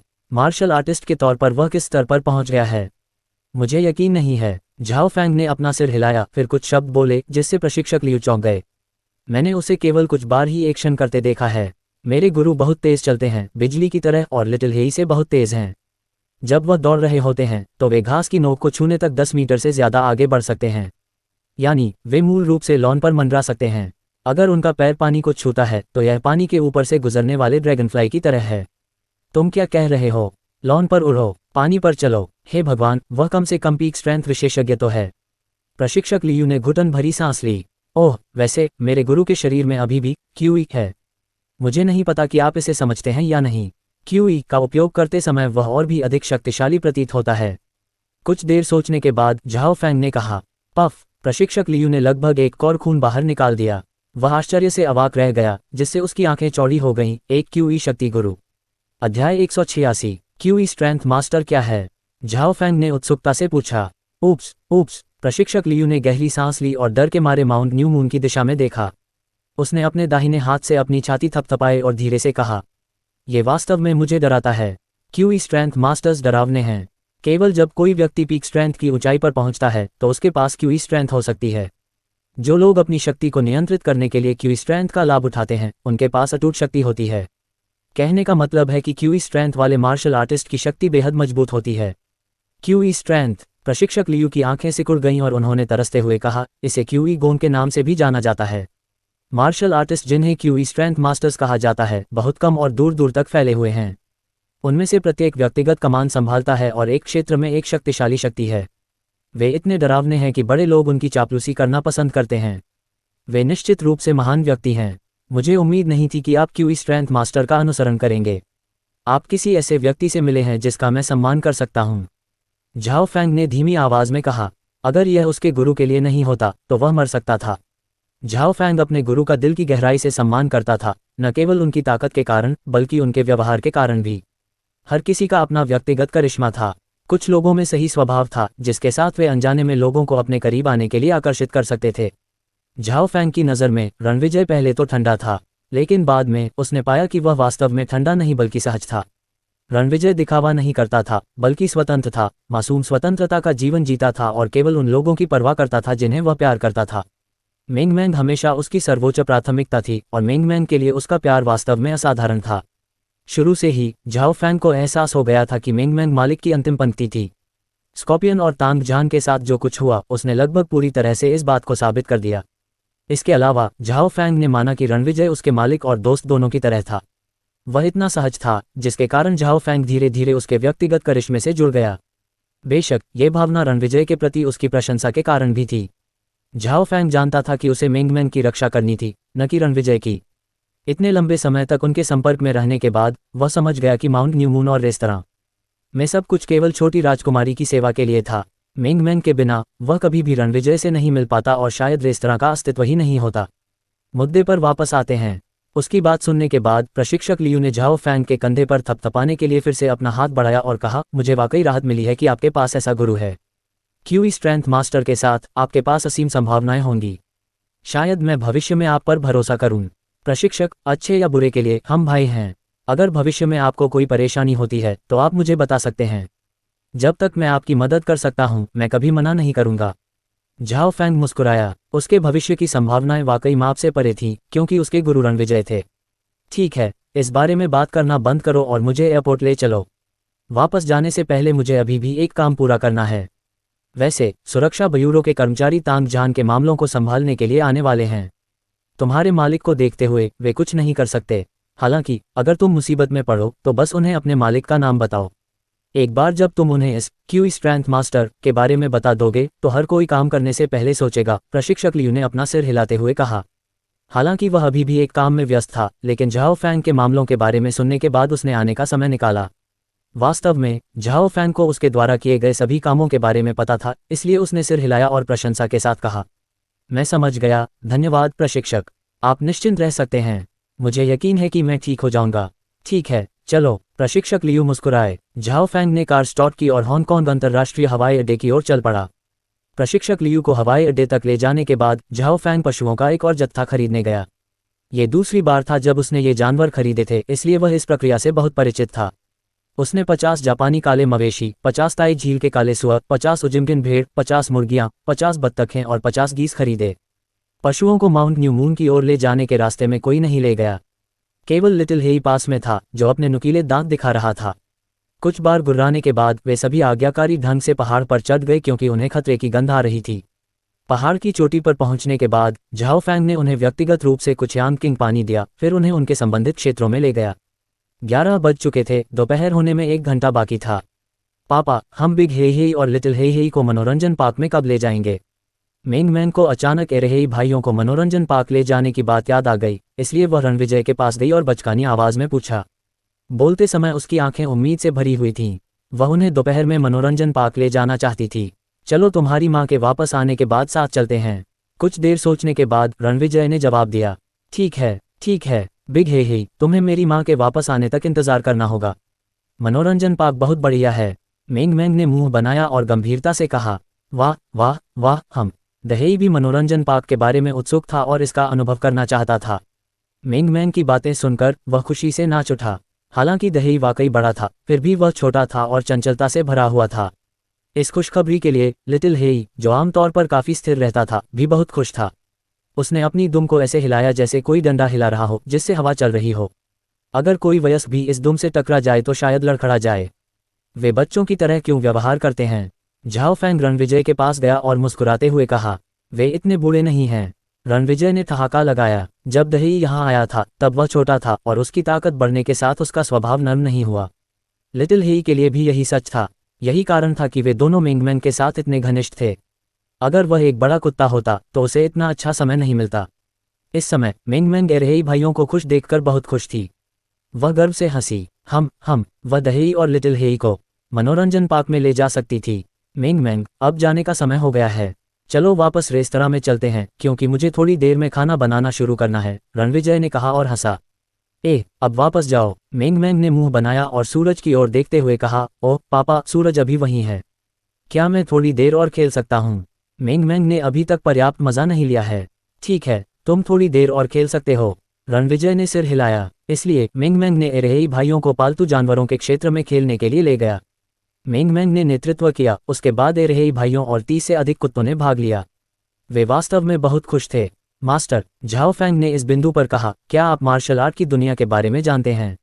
नहीं, मेरे प्रशिक्षक, जो मार्शल आर्ट की दुनिया में एक प्रसिद्ध व्यक्ति हैं, ने मुझे मार्शल आर्ट की दुनिया के बारे में कुछ बातें बताईं। ओह, ये कहने के बाद झाओ फैंग रुक गया। ऐसा क्यों था कि उसके गुरु को मार्शल आर्ट की दुनिया में कोई दिलचस्पी नहीं थी? सामान्य तौर पर जब उसके गुरु ने कहा, सच में या क्या है, ज्यादा स्पष्ट रूप से बताए, तो वह बात करना जारी रखता था।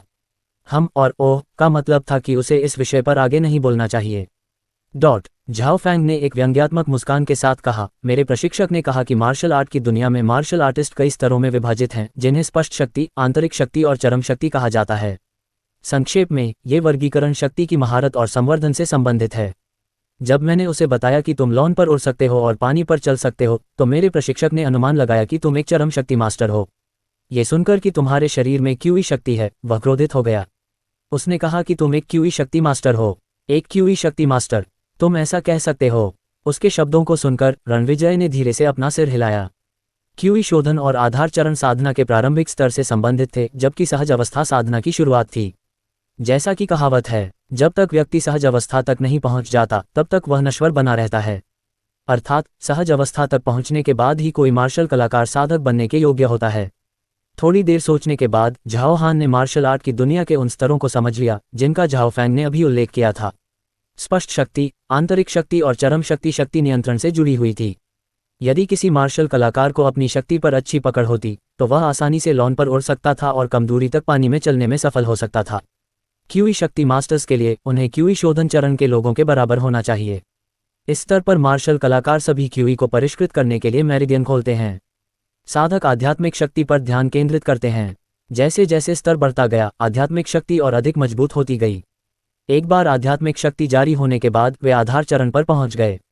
लेकिन वह नहीं जानता था कि आध्यात्मिक शक्ति क्यूई शक्ति मास्टर्स के शरीर में क्यूई के समान है या नहीं। प्रशिक्षक ने यह भी कहा कि मार्शल आर्ट की दुनिया में क्यूई शक्ति मास्टर्स बहुत शक्तिशाली थे। भले ही लिटिल हेई और मैंने तांग जान की हवेली को नष्ट कर दिया, लेकिन उन्होंने कहा कि जब तक आप जैसे क्यूई शक्ति मास्टर पूछते हैं तब तक पूरा मामला आसानी से सुलझ सकता है, झाओ फैंग ने कहा। मम्मा, रणविजय ने सिर हिलाया और कहा, क्यूई स्ट्रेंथ मास्टर के बाद कौन सा स्तर आता है? मेरे प्रशिक्षक ने ऐसा नहीं कहा। शायद उन्हें पता नहीं है, अन्यथा वे मुझे बता देते। झाओ फैंग को आश्चर्य हुआ और उन्होंने जवाब दिया, लेकिन मेरे प्रशिक्षक ने कहा कि सुरक्षा ब्यूरो के कर्मचारी जल्द ही यहाँ आएंगे। जब वे आएंगे तो मैं उनसे इसके बारे में पूछूंगा। सुरक्षा ब्यूरो क्या है? रणविजय ने पूछा। यह एक ऐसा विभाग है जिसमें अजीबोगरीब लोग और असाधारण प्रतिभाएं हैं। मेरे प्रशिक्षक के अनुसार वे सभी मार्शल आर्टिस्ट हैं, जिनमें से कई क्यूई स्ट्रेंथ मास्टर हैं, लेकिन उनकी संख्या अपेक्षाकृत कम है। उन्होंने अनुमान लगाया कि सभी कर्मचारी स्पष्ट शक्ति चरण में थे। झाओ फैंग ने पूरी जानकारी के साथ जवाब दिया। मम्मा, रणविजय की आंखें थोड़ी सिकुड़ गईं। खबर वैसी ही थी जैसी उसने कल्पना की थी। मार्शल आर्ट की दुनिया, एक असाधारण छिपी हुई सोसाइटी, धरती पर ही होनी चाहिए।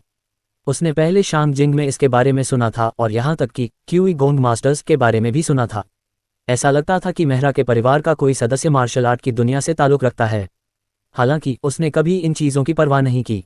उसने सोचा कि वे मार्शल कलाकारों का एक समूह थे जो चाकू और भाले दोनों का इस्तेमाल करते थे, इसलिए उसे कोई दिलचस्पी नहीं थी।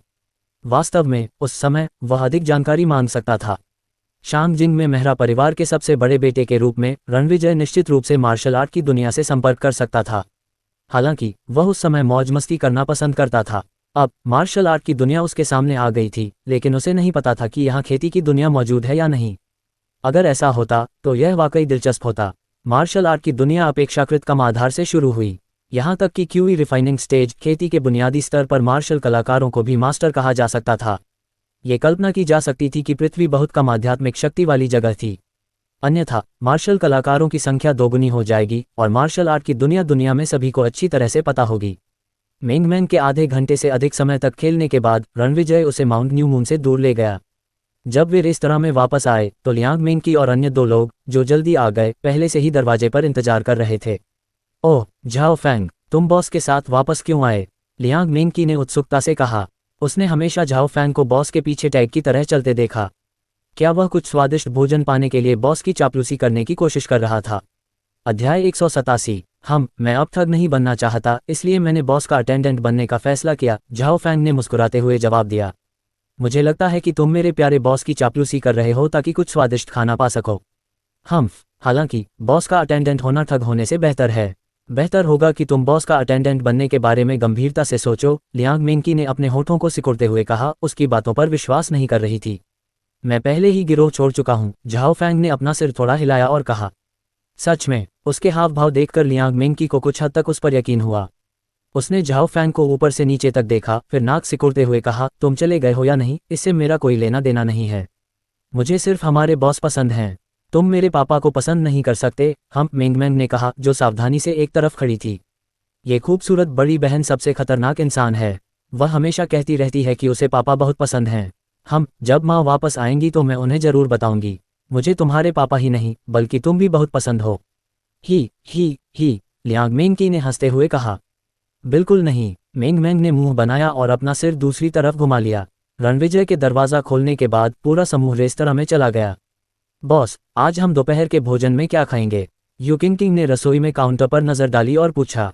तुम हमेशा इतने सारे सवाल क्यों पूछते हो? बस वही खाओ जो बॉस बनाते हैं। लियांग मेंकी ने यू किंग की तरफ आंखें घुमाईं। किंग मांसाहारी है। बॉस, हम फिर से पूरा पोर्क भोज कब करेंगे? झाओ दाहू ने बीच में कहा। अगली बार जब मेरा मन करेगा, रणविजय ने सहजता से उत्तर दिया। आज दोपहर के भोजन के साथ कुछ मांस भी है। आप सॉसेज फ्राइड राइस का नमूना ले सकते हैं। एक नया उत्पाद, कितना दिलचस्प है। यू किंग की आंखें चमक उठीं। सॉसेज की महक से उसके मुंह में पानी आ गया। झाओ फैंग और अन्य लोग हमेशा की तरह टेबल पर बैठे और बातें करने लगे। रणविजय ने मेंगमैन को सोफे पर बिठाया और उसे थोड़ी देर टीवी देखने के लिए कहा, फिर वह दोपहर का भोजन तैयार करने के लिए रसोई में चला गया। सॉसेज फ्राइड राइस अंडे के फ्राइड राइस जैसा ही था, इसमें सिर्फ सॉसेज था और अंडा कम था। इस तरह के फ्राइड राइस में सॉसेज का स्वाद भरा हुआ था। रणविजय ने जो सॉसेज डाला वह लाल सॉसेज था, जिसे हॉबिन सॉसेज कहा जा सकता है, और यह चीन के पूर्वोत्तर क्षेत्र से आया था। इसकी उत्पत्ति पूर्वी यूरोप के लिथुआनिया से हुई थी। जब मध्य पूर्व रेलवे का निर्माण चल रहा था तो बड़ी संख्या में विदेशी हॉबिन में आए और सॉसेज बनाने का अपना ज्ञान लेकर आए। इसका मूल नाम बोडिन था और इसे हॉबिन में पेश किए जाने के बाद से इसका इतिहास लगभग 1 सदी पुराना है। इसके बैंगनी लाल रंग के कारण इसे धीरे धीरे लाल सॉसेज नाम दिया गया। इतने सालों के बाद हॉबिन लाल सॉसेज पहले से ही पूर्वोत्तर चीन की मुख्य विशेषताओं में से एक बन गया था। आमतौर पर जो लोग हॉबिन की यात्रा पर जाते थे वे इस विशेषता को अपने रिश्तेदारों के पास वापस ले जाना पसंद करते थे जिन्होंने इसे नहीं चखा था। कुछ साल पहले हॉबिन लाल सॉसेज को CNN पर 14 overseas Chinese miss most snacks में से एक के रूप में भी चुना गया था।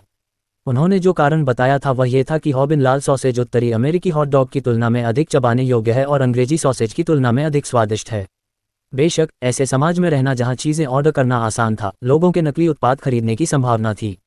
हॉबिन लाल सॉसेज के कई प्रमुख ब्रांड थे: हॉबिन मीट कंपनी, चूरिन लीड फूड्स, शांगवेई। तुलनात्मक रूप से ये 3 सबसे प्रसिद्ध थे। यदि आप प्रामाणिक लाल सॉसेज खरीदना चाहते हैं तो आपको बिक्री के निर्दिष्ट स्थान की जांच करनी होगी। हॉबिन मीट कंपनी के लाल सॉसेज के पास कई उपाधियां थीं, जैसे कि चीन का समय सम्मानित ब्रांड, हेलोंगजियांग प्रांत की अमूर्त सांस्कृतिक विरासत इत्यादि।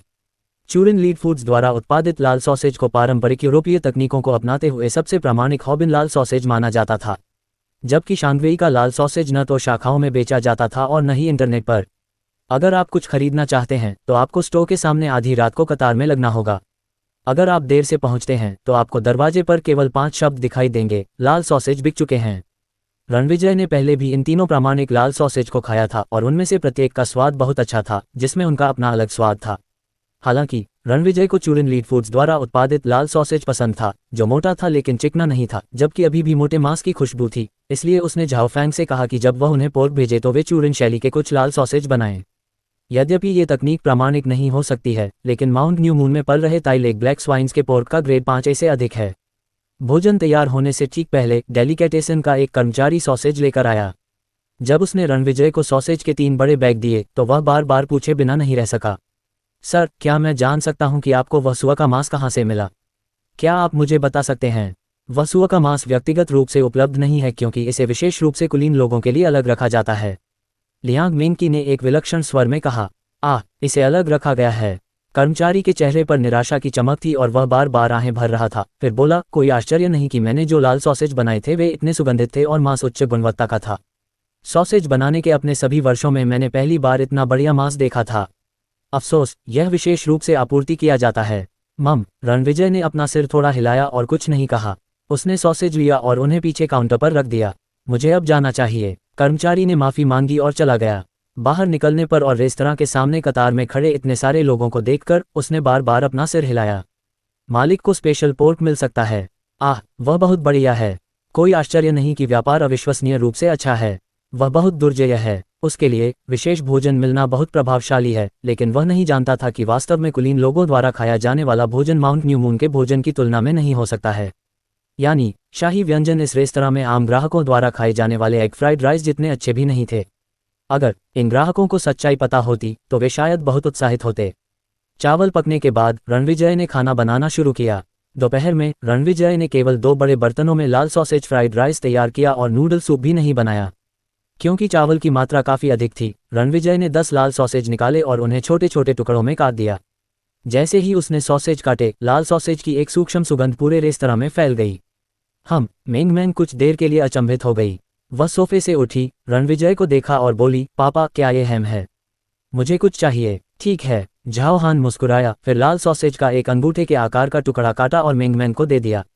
इसकी खुशबू बहुत स्वादिष्ट है। मेंगमैन ने सॉसेज को पकड़ा और उसकी तारीफ करते हुए उसे चबाया। बड़बड़ाना। दूसरी तरफ यू किंग की नज़र सॉसेज पर ही थी और उसकी लार की आवाज़ साफ सुनाई दे रही थी। आपको सॉसेज से लुभाया जा रहा है।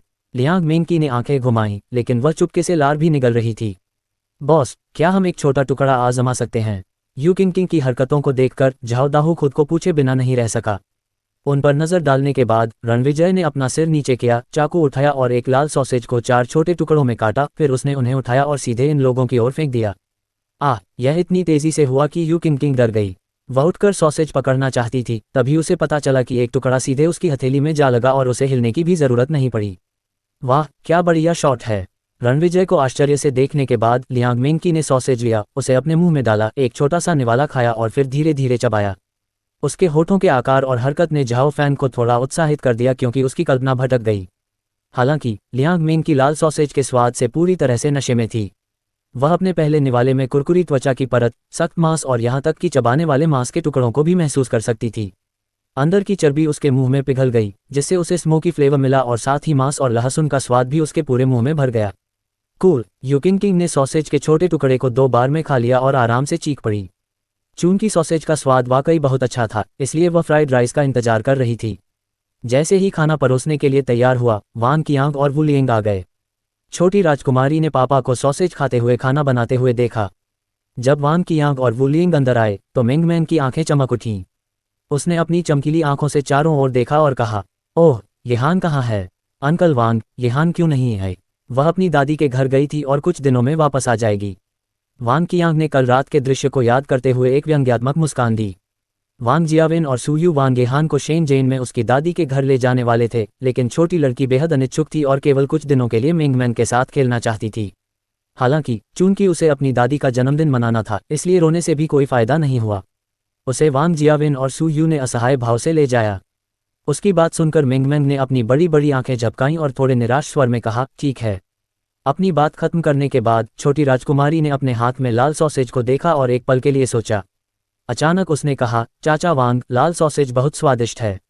आप कुछ येहान के पास ले जा सकते हैं और उसे चखने दे सकते हैं। आहा, वांग कियांग ने खुशी से हंसते हुए कहा, धन्यवाद मिंगमैन। लेकिन येहान मुख्य भूमि पर चली गई है, इसलिए अगर मैं उन्हें वापस ले जाऊं तो भी वह उनका नमूना नहीं ले सकती। जब तक वह वापस नहीं आती तब तक वह उन्हें नहीं खा पाएगी। उस समय वह आपके साथ खेल भी सकती है। ठीक है, मिंगमैन ने अनिच्छा से सिर हिलाया। इस दृश्य ने दूसरों को बहुत ईर्ष्यालु बना दिया। तले हुए चावल तैयार होने में ज्यादा समय नहीं लगा। रणविजय ने लहसुन की चटनी के साथ सेचवान स्टाइल आलू के स्ट्रिप्स और खीरे भी पकाए।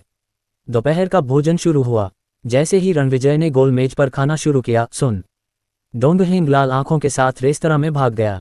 अरे, क्या हो रहा है? तुम क्यों रो रहे हो? उसे देखकर झाओ दाहू ने उलझन भरी नजर से पूछा। कुछ नहीं, सुन डोंगहेंग ने अपना मुंह बंद किया और रणविजय की ओर देखा, कांपते हुए बोला, बॉस, मैं कुछ खाना ले जाना चाहता हूँ। चलो, रणविजय ने सिर हिलाया और जवाब दिया।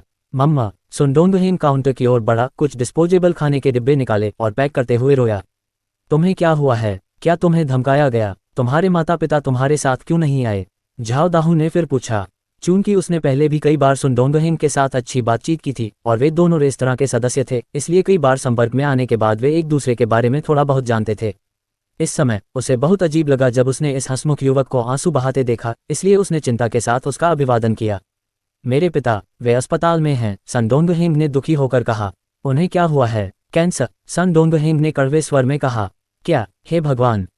झाओ दाहू और अन्य लोगों के चेहरे थोड़े बदल गए।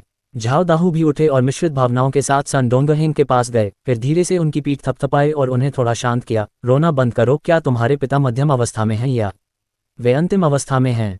सन डोंगहेंग ने अपने दांत पीसते हुए और अपने आंसू पोंछते हुए कहा, दोपहर में उनकी कीमोथेरेपी होगी। उससे पहले मैं चाहता हूं कि वे यहाँ का खाना खाएं। सन डोंगहेंग के दुखद शब्दों को सुनकर सभी ने बार बार आह भरी। सुमिंग के साथ उनके संपर्क से उन्हें लगा कि वह एक अच्छा आदमी था। ये वास्तव में अफसोस की बात थी कि वह कैंसर से पीड़ित था। मिंगमैन सुन रही थी, लेकिन पूरी तरह से समझ नहीं पाए। बड़े भाई को रोता देख उसने अपना चेहरा सिकोड़ लिया, रणविजय को देखा और धीमी आवाज में कहा, पापा, बड़े भाई बहुत रो रहे हैं। अंकल सन को क्या हो गया है? यह अच्छा चाचा कैसे बीमार हो सकता है? क्या वह अस्पताल में बहुत दर्द महसूस करेगा और रोएगा? मिंगमैन की बातें सुनकर रणविजय ने अपनी चॉपस्टिक नीचे रख दी और मिंगमैन को देखा, जिसकी मासूम आंखों में दया थी। अपने पिता से कहो कि पहले कीमोथेरेपी न करवाएं और दोपहर में यहाँ आएं। उसकी बात सुनकर सन डोंगहेंग स्तब्ध रह गया। उसे समझ नहीं आया कि बॉस का क्या मतलब था और वह प्रतिक्रिया नहीं दे सका। इस बिंदु पर वह असमंजस में था। झाओ फैंग जल्दी से उठ खड़ा हुआ और जल्दी से सन डोंगहेंग के पास गया, उसे रेस्तरां से बाहर ले गया। जब वे सन डोंगहेंग की कार के पास पहुंचे तो झाओ फैंग ने धीरे से कहा, बस वही करो जो बॉस ने कहा है। सिर्फ इसलिए कि बीमारी अस्पताल में ठीक नहीं हो सकती, इसका मतलब यह नहीं है कि इसे दूसरे लोग ठीक नहीं कर सकते। अपने पिता को यहाँ ले आओ, शायद उम्मीद है कि बॉस उन्हें ठीक कर सकते हैं। अध्याय 188। आशा है। सन डोंगहेंग कांपते हुए बोला, क्या वाकई कोई उम्मीद है? क्या ये सच है? बेशक ये सच है, झाओ फैंग ने गहरी आवाज में जवाब दिया। वह ये भी जानता था कि कैंसर का इलाज किसी के लिए भी अकल्पनीय था।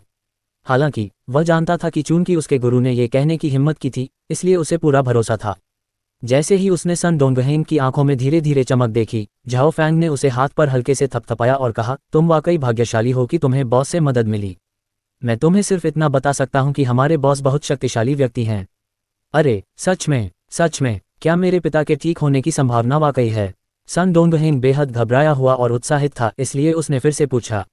मम्मा, झाओ फैंग ने सिर हिलाया और कहा, तुम एक अच्छे परोपकारी व्यक्ति के संपर्क में आए हो और तुम्हारे पिता एक अच्छे इंसान हैं जो हर बार मिंगमेंग के लिए छोटे छोटे उपहार लाते हैं, जिसके कारण मिंगमेंग ने उनका पक्ष लिया और बॉस की कृपा अर्जित की, इसलिए चिंता मत करो। चूंकि मेरे बॉस ने बात की है, इसलिए उन्हें काफ़ी हद तक यकीन होना चाहिए। मैं बॉस की अनुमति के बिना तुम्हें विवरण नहीं बता सकता। तुम्हें उनकी सलाह माननी चाहिए और आज दोपहर अपने पिता को यहाँ लाना चाहिए। ठीक है, मैं वापस जाऊंगा और अपने पिता को तुरंत यहाँ लाऊंगा। सन डोंगहेंग बहुत उत्साहित था क्योंकि उसने अपनी जेब से कार की चाबी निकाली और जाने के लिए तैयार हो गया। बॉस अभी फ्री नहीं है क्योंकि रेस्तरां में अभी भी बहुत सारे लोग हैं। बेहतर होगा कि तुम अपने परिवार के साथ दोपहर का भोजन करने वापस जाओ और फिर 2 बजे के बाद वापस आओ। झाओ फैंग ने उसे याद दिलाया। मैं समझ गया, धन्यवाद भाई फैंग। सन डोंगहेंग कार के दरवाजे पर चला गया और झाओ फैंग को एक गंभीर नज़र से देखा। ठीक है, जाओ, झाओ फैंग ने मुस्कुराते हुए उत्तर दिया। मैं पहले वापस जाऊंगा भाई फैंग। सन डोंगहेंग ने दरवाज़ा खोला और कार में बैठ गया, फिर तेज़ गति से चला गया। ये देखना आसान था कि वह कितना उत्सुक था। अचानक उसकी आंतरिक निराशा आशा में बदल गई। स्वाभाविक रूप से उसके मन में मिश्रित भावनाएं थीं। ये साथ ही झाओ फैंग ने हंसते हुए अपना सिर हिलाया और रेस्तरां की ओर वापस मुड़ गया। झाओ फैंग ने उसे पहले भी देखा था। जब वह अभी भी फॉरएवर हार्मनी एसोसिएशन का हिस्सा था तो वह कभी कभी अपने कुछ लोगों के साथ बाहर जाता था जब उसके पास कुछ खाली समय होता था। चूंकि सन डोंगहेंग के पास पैसे थे, इसलिए वह लोगों का इलाज करता था। अपने मिलनसार व्यक्तित्व के साथ वह एक लोकप्रिय साथी था और चूंकि उसे लड़कियों का पीछा करना पसंद था, इसलिए वह झाओ फैंग द्वारा प्रबंधित नाइट क्लब का नियमित आगंतुक था। झाओ फैंग ने इस साथी को लड़कियों को होटल में ले जाते हुए 4 या 5 बार देखा। इससे भी महत्वपूर्ण बात यह है कि हर बार वह जिन महिला साथियों को साथ लाता था वे बिल्कुल अलग होती थीं। हालांकि उसने अपना दिमाग ठीक कर लिया था और काम भी कर रहा था। पहले तो झाओ फैंग थोड़ा उत्सुक था, लेकिन अब उसे पता चल गया था कि इसका कारण उसके पिता की गंभीर बीमारी थी। आधे घंटे बाद सन डोंगहेंग दक्षिणी जिले के जनरल अस्पताल में वापस आ गया। अपनी कार पार्क करने के बाद वह डिब्बे में बंद लंच लेकर वार्ड की ओर भागा। पिताजी, माँ, मेरे पास अच्छी खबर है। जब वह कमरे में दाखिल हुआ तो उसे केवल एक खाली वार्ड मिला। वे कहाँ थे? सन डोंगहेंग का दिल तेजी से धड़कने लगा और वह मुड़ा और जल्दी से बाहर भागा। वह सर्विस डेस्क पर आया और जल्दी से पूछा, वार्ड 04 में मरीज कहाँ है? मरीज का नाम सन मिंग है। वह कीमोथेरेपी के लिए 07 ऑपरेटिंग रूम में गया था। क्या डॉक्टर ने नहीं कहा था कि यह आज दोपहर 3 बजे तक शुरू नहीं होगा? रोगी अभी बेहोश हो गया था और हम उसे टाल नहीं सकते थे, इसलिए हमने उसे करीब 10 मिनट पहले ही ऑपरेटिंग रूम में भेज दिया। वूश! सन डोंगहेंग जल्दी से ऑपरेटिंग रूम में गया। जब वह दरवाजे पर पहुंचा तो उसने अपनी मां को एक थके हुए चेहरे के साथ देखा। मां, आपने पिता को कीमोथेरेपी शुरू करने के लिए भेजने से पहले मुझे क्यों नहीं बुलाया? सन डोंगहेंग ने जल्दबाजी में कहा। इससे पहले कि सन की मां जवाब दे पाती, वह ऑपरेटिंग रूम के दरवाजे पर भाग गया और पूरी ताकत से खटखटाया, दरवाजा खोलो, दरवाजा खोलो, अब दरवाजा खोलो। करीब 20 सेकंड बाद एक सफ़ेद कोट और मास्क पहने हुए आदमी ने दरवाजा खोला, फिर सन डोंगहेंग को घूरते हुए और अपनी भौहों को सिकुड़ते हुए असंतोष में कहा, तुम क्या कर रहे हो? क्या तुम्हें नहीं पता कि ऑपरेशन चल रहा है? यहाँ शोर मत मचाओ। मुझे माफ़ करना डॉक्टर, मेरे पिता की कीमोथेरेपी बंद करनी होगी। सन डोंगहेंग ने कहा, तुम क्या कह रहे हो? ये तुम्हारे लिए मजाक करने की जगह नहीं है। अगर तुम शोर मचाते ही रहोगे तो बाहर निकल जाओ। डोंगहेंग, चुप हो जाओ। सन की मां खड़ी हुई और सन डोंगहेंग की ओर बढ़ी। उसने उसका हाथ पकड़ा, डॉक्टर की तरफ देखा और माफ़ी मांगते हुए कहा, मुझे माफ़ कर दो डॉक्टर, बच्चे का मूड खराब है। मैं मजाक नहीं कर रही हूँ। माँ, बीच में मत पड़ो। सन डोंगहेंग ने कहा, डॉक्टर, मुझे माफ़ कर दो, मैं थोड़ा चिंतित हूँ। मेरे पिता की कीमोथेरेपी अभी रोक दी जानी चाहिए। कृपया मेरे पिता को तुरंत बाहर भेजो। तुम क्या कह रहे हो? क्या तुम्हें पता है कि तुम्हारे पिता को क्या हुआ है? वह पहले से ही बहुत कमज़ोर हैं। सन डोंगहेंग को घूरने के बाद डॉक्टर ने सन की मां की ओर देखा और कहा, कृपया अपने बेटे का ख्याल रखना और उसे कोई शोर न करने देना। बात खत्म करने के बाद वह दरवाज़ा बंद करने जा रहा था, लेकिन सन डोंगहेंग ने उसे पकड़ लिया और ज़ोर से बोला, कीमोथेरेपी बंद करो, कीमोथेरेपी बंद करो और मेरे पिता को अभी बाहर भेजो। तुम क्या कर रहे हो? मुझे जाने दो। उद्धरण चिन्ह डॉट डॉट डॉट उद्धरण चिन्ह। प्रवेश द्वार पर हुए शोर ने अंदर मौजूद डॉक्टर को प्रभावित किया। उसने अविश्वास में दरवाजे की ओर देखा, अपने औजार नीचे रखे और चला गया। क्या बात है? उपस्थित डॉक्टर ने पूछा। डॉक्टर, कीमोथेरेपी बंद करो, कृपया मेरे पिता को बाहर भेजो, सन डोंगहेंग ने कहा। उपस्थित डॉक्टर ने धीरे से आह भरी और कहा, पहले आपको शांत होने के लिए कुछ समय लेना चाहिए। आप अपने पिता की स्थिति जानते हैं, इसलिए आपको पता है कि कीमोथेरेपी न करने का क्या नतीजा होगा। इस बार बेहोश होने के बाद वे जाग गए, लेकिन अगली बार जब वे बेहोश होंगे तो मैं गारंटी नहीं दे सकता कि वे जाग जाएंगे। मुझे पता है डॉक्टर, हमने पहले ही इस पर विचार कर लिया है और अभी के लिए कीमोथेरेपी न करने का फैसला किया है। कृपया मेरे पिता को बाहर भेज दें, सन डोंगहेंग ने गहरी आवाज में कहा। डोंगहेंग, तुम क्या कर रहे हो? सन की मां ने दर्द से कहा। मां, मुझे कोई मिल गया है जो पिताजी की मदद कर सकता है। हम आज दोपहर वहां जाएंगे, इसलिए अभी के लिए कीमोथेरेपी रोक दी जानी चाहिए। मैं आपको बाद में विस्तार से बताऊंगा, अभी मुझसे मत पूछो, सन डोंगहेंग ने ईमानदारी से कहा। उसकी आंखों में भाव देखकर सन की मां ने सिर हिलाया और कुछ नहीं कहा। जहां तक उपस्थित डॉक्टर की बात है तो उसने बस बार बार अपना सिर हिलाया। एक व्यक्ति जो बीमारियों का इलाज कर सकता है, क्या वह कैंसर का इलाज कर सकता है? क्या ऐसा कोई व्यक्ति मौजूद है? थोड़ी देर सोचने के बाद उन्होंने कहा, ठीक है, हम सन मिंग को बाहर भेज देंगे। यदि आप कीमोथेरेपी जारी रखने का फैसला करते हैं तो आपको कल रात तक अपने पिता को यहां वापस ले आना चाहिए। एक बार जब आप समय सीमा पार कर लेंगे तो स्थिति निश्चित रूप से हमारे नियंत्रण से बाहर हो जाएगी। बोलते समय उन्होंने सन डोंगहेंग की ओर देखा और उन्हें याद दिलाया, कैंसर के अंतिम चरण में लोगों के लिए कोई उम्मीद नहीं है और मैंने पहले 2 परिणामों का उल्लेख किया था। इसलिए आपको तैयार रहना चाहिए। अगली बार मैं ऑपरेटिंग रूम के बाहर कोई शोर नहीं सुनना चाहता, ठीक है? ठीक है, ठीक है, डॉक्टर, मुझे बहुत खेद है, सन डोंगहेंग ने सिर हिलाते हुए जवाब दिया। उपस्थित डॉक्टर की अनुमति से सन मिंग को कुछ मिनट बाद बाहर भेज दिया गया। वे वार्ड में वापस आए, लेकिन 5 मिनट बाद ही सन मिंग आखिरकार जागे। क्या कीमोथेरेपी पूरी हो गई है? सन मिंग ने कमजोरी से पूछा। नहीं, सन की मां ने अपने बेटे की ओर देखते हुए उत्तर दिया। इस समय सन डोंगहेंग ने समझाना शुरू किया। उसने मुस्कुराते हुए कहा, पिताजी, आपको बचाने का अभी भी कोई तरीका हो सकता है। सच में, मैं अभी भी बहुत भाग्यशाली हूँ, हाँ हाँ। सन मिंग को इस पर विश्वास नहीं हुआ, लेकिन फिर भी उसने अपने बेटे को हंसते हुए समझाया। क्या हो रहा है डोंगहेंग? सन की मां ने पूछा। मैंने जो कहा वह सच है। अपने पिता की शंकालु सूरत देखकर सन डोंगहेंग ने उत्सुकता से कहा, रेस्तरां के मालिक मेंगमैन के पिता ने आपकी स्थिति के बारे में सुनने के बाद मुझे आपको अपने पास ले जाने के लिए कहा। उसके बाद भाई फैंग ने मुझे बताया कि जो बीमारी अस्पताल से ठीक नहीं हो सकती है उसे अभी भी दूसरे लोग ठीक कर सकते हैं। उन्होंने कहा कि बॉस आपकी बीमारी को ठीक करने में सक्षम हो सकते हैं। पिताजी, भाई फैंग कभी झूठ नहीं बोलते। उन्होंने ऐसा कहा है तो निश्चित रूप से उम्मीद है। मेहरा, सन मिंग ने कुछ देर रुककर सोचा, लेकिन अपने दिल की गहराई में भी वह ऐसी अकल्पनीय बात पर विश्वास नहीं कर पा रहा था। उसने मुस्कुराते हुए अपना सिर हिलाया और कहा, जब बात रेस्टोरेंट की आती है तो मुझे मेंगमैन की बहुत याद आती है। वह छोटी लड़की प्यारी और सुंदर दोनों है। वह हमेशा मुझे याद दिलाती है कि जब तुम छोटे थे तो तुम उससे कहीं ज्यादा शरारती थे। हालांकि मेहरा बहुत अच्छा खाना बनाते हैं, लेकिन क्या वे वाकई किसी बीमारी का इलाज कर सकते हैं? सन की मां ने आह भरी। उसे शायद लगता होगा कि वे सर्दी, जुकाम और बुखार का इलाज कर सकते हैं, लेकिन सन मिंग को कैंसर था। वैसे भी जब हम वहां जाएंगे तो हम जान जाएंगे। भाई फैंग ने हमें 2 बजे के बाद आने के लिए कहा है, इसलिए अभी भी कुछ समय बचा है। चलो पहले खाना खा लेते हैं। ओह, वैसे आज दोपहर के खाने में सॉसेज फ्राइड राइस है। सन डोंगहेंग ने कई लंच बॉक्स निकाले जिनमें सॉसेज फ्राइड राइस की 4 सर्विंग और 3 गिलास दूध था। अगर मैं उस रेस्तरां से कुछ और खाना खा सकूं तो मैं संतुष्ट हो जाऊंगा। सन मिंग मुस्कुराया और अपना सिर हिलाया।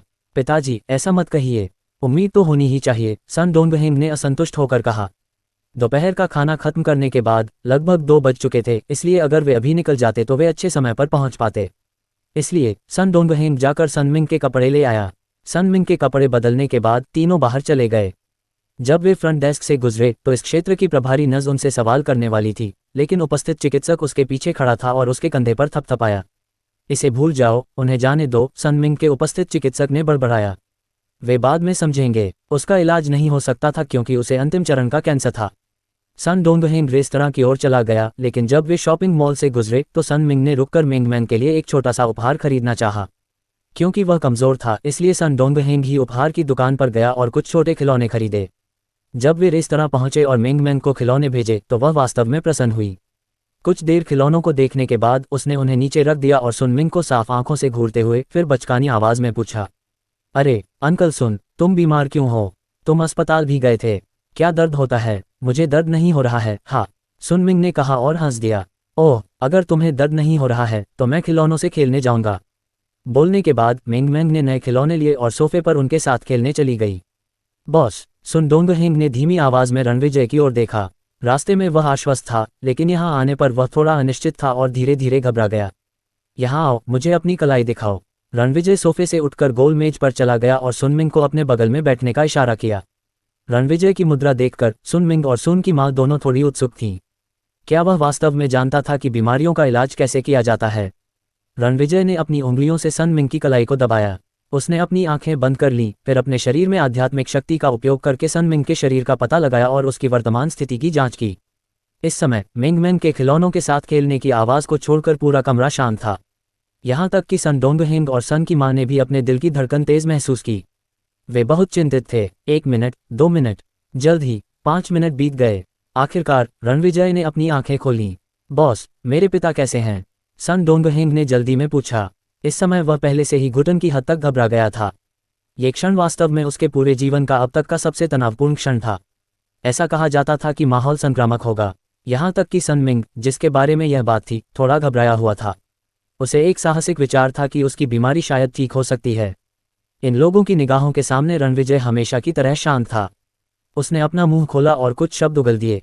आज रात 12 बजे से पहले मुझे 100 साल पुराना गैनोडर्मा ल्यूसिडम, 100 साल पुराना जंगली जिनसिंग, 1 पाउंड एम्बरग्रीस, 100 साल पुराना स्नो लोड्स और 100 साल पुराना पॉलीगोनी मल्टीफ्लोरम ले आओ। फिर मैं दवा तैयार कर सकता हूँ। अध्याय 189, उपाय तैयार करो। सन डोंगहेंग पहले तो अचंभित रह गया, फिर वह बहुत खुश हो गया क्योंकि उसकी आंखें चौड़ी हो गईं। उसने रणविजय की बांह पकड़ी और कांपते हुए पूछा, बॉस, क्या ये सच है? मेरे पिता की बीमारी, क्या ये वास्तव में ठीक हो सकती है? श्री रणविजय। सन की मां अपेक्षाकृत शांत थी। उसने अपनी उत्तेजना को नियंत्रित किया और पूछा, क्या उपाय तैयार करने का मतलब है? मेरे पति की बीमारी पूरी तरह से ठीक हो सकती है या? आखिरकार कैंसर एक गंभीर खतरा था। रणविजय ने उन्हें जो उपाय बताया था वह संभवतः कैंसर कोशिका निर्माण को दबाने और सू मिंग के जीवित रहने के समय को बढ़ाने के लिए था। दूसरी संभावना यह थी कि उसे अपने कैंसर को चमत्कारिक रूप से मिटाने के लिए इन सामग्रियों की आवश्यकता थी। अगर वह कैंसर का इलाज कर सकता है तो वह चिकित्सा क्षेत्र में बड़ी लहरें पैदा करने के लिए बाध्य था। वह न केवल चिकित्सा क्षेत्र में बल्कि पूरी दुनिया में सनसनी पैदा करेगा। बेशक, हालांकि यह अविश्वसनीय था, सन की मां चिंतित थी और उसे विश्वास नहीं था कि दूसरा विकल्प संभव था। इस बिंदु पर सन मिंग भी चुप हो गया। उसकी आंखें चमक उठीं और वह वास्तव में बहुत घबराया हुआ था क्योंकि वह अंतिम निर्णय की प्रतीक्षा कर रहा था। रणविजय ने इन लोगों को शांति से देखा और एक हंसी के साथ कहा, जाओ और सामग्री खरीदो, फिर उसकी बीमारी पूरी तरह से ठीक हो सकती है। एक कट्टरपंथी इलाज। इस पल में सन डोंगहेंग पागलों की तरह हंसा, हा हा हा। एक कट्टरपंथी इलाज, बढ़िया, तुम पूरी तरह से ठीक हो सकते हो। पिताजी, तुम ठीक हो सकते हो और तुम्हें मरना नहीं पड़ेगा। वाह। सन डोंगहेंग हंसा और फिर रोया। सन के पिता और माँ उसके बगल में थे, उनका भी गला भर आया। कई दिनों से उनके दिलों में जो दबाव था वह धीरे धीरे कम हो रहा था। यहाँ तक कि सन मिंग को भी लगा कि उसकी मानसिक स्थिति बहुत बेहतर हो गई है और उसमें पहले से ज्यादा ताकत है। यह एक आध्यात्मिक इलाज था। एक रिपोर्ट में कहा गया था कि कुछ लोग जो नहीं जानते कि वे गंभीर रूप से बीमार हैं, वे अपेक्षाकृत लंबे समय तक जीवित रहते हैं, जिसे तथाकथित मानसिक संबंध कहा जाता है। यहाँ की आवाज़ों ने मिंग मैन का ध्यान आकर्षित किया। उसने देखा, अपने खिलौने नीचे रखे और कहा, तुम क्यों रो रहे हो? वे खुश हैं। रणविजय उठकर चले गए। सोफे पर बैठे और मुस्कुराते हुए उन्होंने कहा, कभी कभी लोग खुश होने पर रोते हैं, यानी वे खुशी के आंसू रोते हैं। खुश। क्या वे खुश होने पर हंसते नहीं हैं? वे क्यों रो रहे हैं? मिंग मैन ने संदेह से कहा क्योंकि वह इस भावना को नहीं समझती थी। झाओ फैंग को डर था कि उनकी भावनाएं छोटी राजकुमारी को दुखी कर देंगी, इसलिए उसने धीरे से खांसते हुए कहा, कृपया शांत हो जाओ और रोना बंद करो। बॉस को जो सामग्री चाहिए उसे प्राप्त करना तुम्हारी सर्वोच्च प्राथमिकता होनी चाहिए। वे सभी 100 साल के ग्रेड पर होनी चाहिए, जो काफी दुर्लभ है। आधी रात से पहले उन्हें प्राप्त करना तुम्हारे लिए मुश्किल होगा। भले ही ये सामग्री मिल जाए या न मिले, तुम्हें एक चौंका देने वाली रकम तैयार रखनी चाहिए। ये सही है, हमें पहले सामग्री ढूंढनी चाहिए। पिताजी, चलो पहले सामग्री खरीदते हैं, सन डोंगहेंग ने कहा। सामग्री। एक विराम के बाद उसने कहा, मेरे इस क्षेत्र में कोई दोस्त नहीं है, मुझे कुछ कॉल करने होंगे।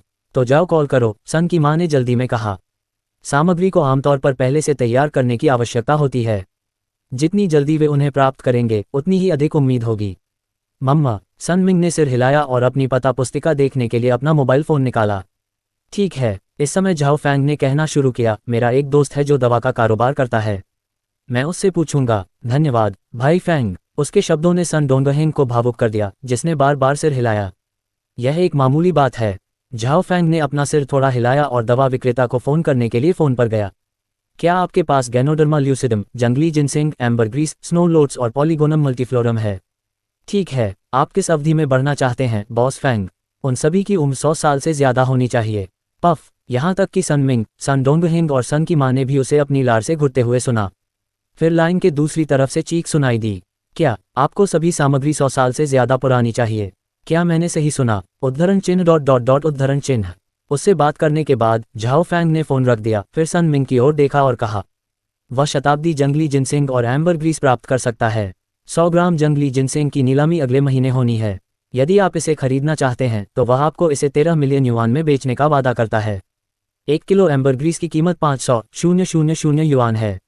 इसके अलावा अन्य प्रकार की सामग्री सभी महंगी जड़ी बूटियां भी हैं, इसलिए वे लगभग अमूल्य हैं। मजबूत कनेक्शन के बिना आपके लिए उन्हें प्राप्त करना मुश्किल होगा। वे इतने महंगे हैं। सूरज की माँ ने उसका चेहरा थोड़ा जुरीदार कर दिया। एक पल के लिए सोचने के बाद उसने सन मिंग को देखा और कहा, आह मिंग कंपनी। पिताजी, आप कंपनी को बेहतर तरीके से बेचेंगे, सन डोंगेंग ने बिना किसी झिझक के कहा। पैसा फिर से कमाया जा सकता है। आपका जीवन किसी और चीज से ज्यादा महत्वपूर्ण है। यह आपके जीवन को बचाने लायक है, भले ही हम अब से एक कठिन जीवन जी रहे हों। ठीक है। सन मिंग ने अपनी आंखें बंद कर लीं, एक गहरी सांस ली और सांस छोड़ी। जब उसने अपनी आंखें खोलीं तो उसकी आंखें दृढ़ता से भर गईं। उन्होंने एक नंबर डायल किया जो वह पहले डायल नहीं करना चाहते थे। नमस्कार राष्ट्रपति लेंग, मुझे लगता है कि हम अपनी कंपनी के अधिग्रहण के बारे में बात कर सकते हैं। फोन हैंग करने के बाद सन का परिवार चला गया। उन्हें न केवल कंपनी के मामलों पर बात करनी थी, बल्कि उन सामग्रियों को प्राप्त करने के बारे में भी जाना था। जैसा कि हर कोई सोच सकता था, वे आज व्यस्त होंगे। आधी रात से पहले ये सब इकट्ठा करना उनके लिए मुश्किल होने वाला था। उनके जाने के बाद रेस्तरां शांत हो गया। इस बीच न्यू मून बे के एशियाई रेस्तरां में, न्यू मून बे में अस्लिन रेस्तरां का 50 से अधिक वर्षों का इतिहास रहा है और उसने कोई अन्य शाखा नहीं खोली है। इस क्षेत्र में इसका एकाधिकार था और कुछ विशेष विशेषताओं वाला एक शीर्ष रेस्तरां था।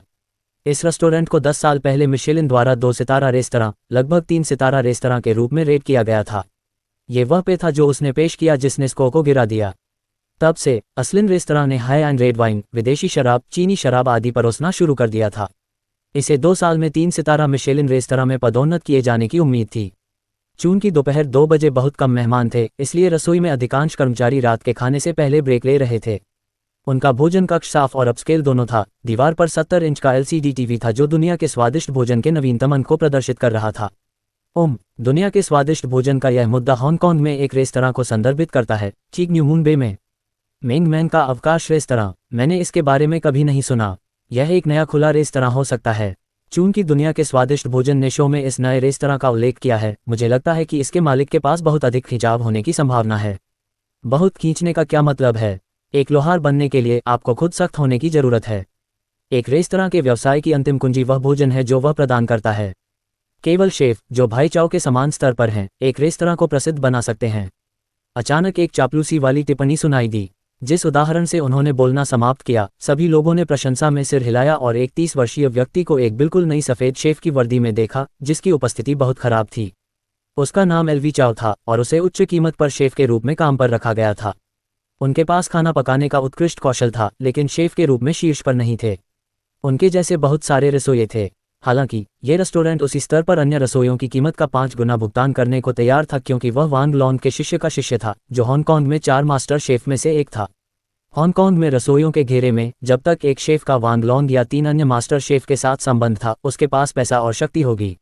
एलवी चाओ के मास्टर वांग लॉन्ग के शीर्ष शिष्य थे, जिन्होंने एलवी चाओ की अपनी कीमत बढ़ाई। इस समय हालांकि एलवी चाओ निष्क्रिय रहे, उनकी आंखें शालीनता से भर गईं।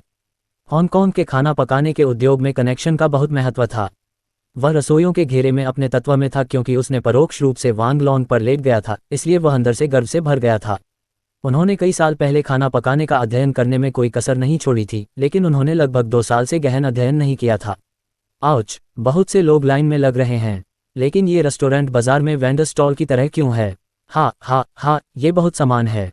ओह मेरे भगवान, इस रेस्टोरेंट में खाने की कीमत इतनी महंगी है। एक सदस्यता कार्ड की कीमत 1 मिलियन युआन है। क्या कोई वास्तव में एक खरीदेगा?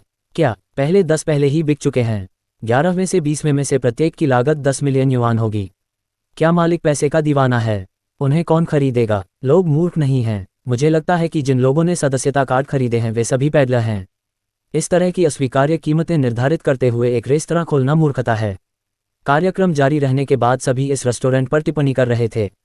उपहास के अलावा उनके शब्द तिरस्कार से भरे हुए थे, इस कहावत को दर्शाते हुए कि 2 व्यापार कभी सहमत नहीं होते। वैसे वांग लॉन्ग शुरू से ही शांत था। वह टीवी देखते हुए अपना बनाया खाना खा रहा था। जब उसने मिशेलिन फूड एजेंट का मूल्यांकन देखा तभी उसकी नज़रें बदल गईं। फूड एजेंट, क्या वह वाकई फूड एजेंट है? क्या 3 सितारा मिशेलिन रेस्तरां के व्यंजनों से बेहतर स्वाद? वह वाकई शेकी बघारने में माहिर है। न्यू मून बे में सिर्फ 2 सितारा रेस्तरां है, तो ये टिप्पणियां किसके लिए हैं? वह भाई चाओ के प्रति तिरस्कार दिखा रहा है। उसकी बात सुनकर लव चाओ की भौहें सिकुड़ गईं और उसकी आंखें असंतोष से चमक उठीं। फिर उसने कहा, ऐसी बातें मत कहो, ये सिर्फ इस नए रेस्तरां के लिए प्रचार है। अगर हम उनसे प्रतिस्पर्धा करेंगे तो हमारी प्रतिष्ठा गिर जाएगी। ठीक है भाई चाओ, ऐसे रेस्तरां से प्रतिस्पर्धा करने की कोई ज़रूरत नहीं है जिसका कोई संबंध न हो। बिल्कुल, लव चाओ ने सिर हिलाया और कहा, क्या हमारा रेस्टोरेंट भी tasty food of the world में नहीं आया? हमारे बॉस ने अपने निजी संबंधों का इस्तेमाल करके यह अवसर प्राप्त किया, इसलिए हमें बस अच्छी तरह से तैयार रहना है और लोगों को ये तय करने देना है कि कौन सा रेस्टोरेंट बेहतर है। इस समय मोबाइल फ़ोन वाली एक महिला अचानक चिल्लाई, हे भगवान भाई चाओ, मैंने अभी अभी मिंगमैन के लीजर रेस्टोरेंट को खोजा तो पाया कि इंटरनेट पर सभी टिप्पणियां सकारात्मक थीं। 100% सकारात्मक टिप्पणियां जो क्लिक किसानों द्वारा नहीं छोड़ी गई लगती हैं। यहाँ तक कि एक अतिथि ने यह कहते हुए एक संदेश छोड़ा कि शेफ द्वारा पकाया गया भोजन मास्टर शेफ वांग लॉन्ग द्वारा पकाए गए भोजन से बेहतर स्वाद वाला है। इस संदेश को सैकड़ों बार पसंद किया गया है। मुझे देखने दो। लव चाओ ने अपनी भौहें चढ़ाईं और फ़ोन ले लिया। एक पल के लिए संदेश देखने के बाद उसका चेहरा उतर गया। क्या वह वास्तव में मेरे ग्रैंड मास्टर के साथ तुलना करने की हिम्मत करता है? ये प्रचार काफ़ी बेशर्म है। उसे बताएं कि मैं, लव चाओ, अगले बुधवार को मिंगमैन के लीजर रेस्तरां के शेफ के साथ मुकाबला करूंगा। मैं इस प्रतियोगिता को देखने के लिए कई खाद्य समूहों को आमंत्रित करूंगा। मैं लोगों को दिखाना चाहता हूं कि यह अज्ञात छोटा रेस्तरां सिर्फ बकवास है। ठीक है भाई चाओ। भीड़ उत्साहित दिख रही थी। शेफ का घेरा भी तलवारबाजों के घेरे की तरह था जो व्यवस्था, वरिष्ठता आदि पर ध्यान दे रहा था। चूंकि एक नए रेस्तरां ने इतनी धूमधाम से प्रचार करने और वांग लॉन्ग के साथ तुलना करने की हिम्मत की, इसलिए उसे इसके शेफ के साथ प्रतिस्पर्धा करनी पड़ी। उसकी सफलता वांग लॉन्ग के दिमाग में अंक जोड़ देगी, लेकिन कोई फर्क नहीं पड़ता कि उसने क्या सोचा। उसने पहले से ही मिंगमैन के लीजर रेस्तरां को ध्यान में रखना शुरू कर दिया था। दोपहर में सन मिंग ने कंपनी के हस्तांतरण समझौते को पूरा किया और उसके बैंक खाते में एक चौंका देने वाली राशि स्थानांतरित हो गई। हालांकि व्यक्तिगत संपर्क बनाने और दवा खरीदने में करीब 100 मिलियन युआन खर्च हुए थे।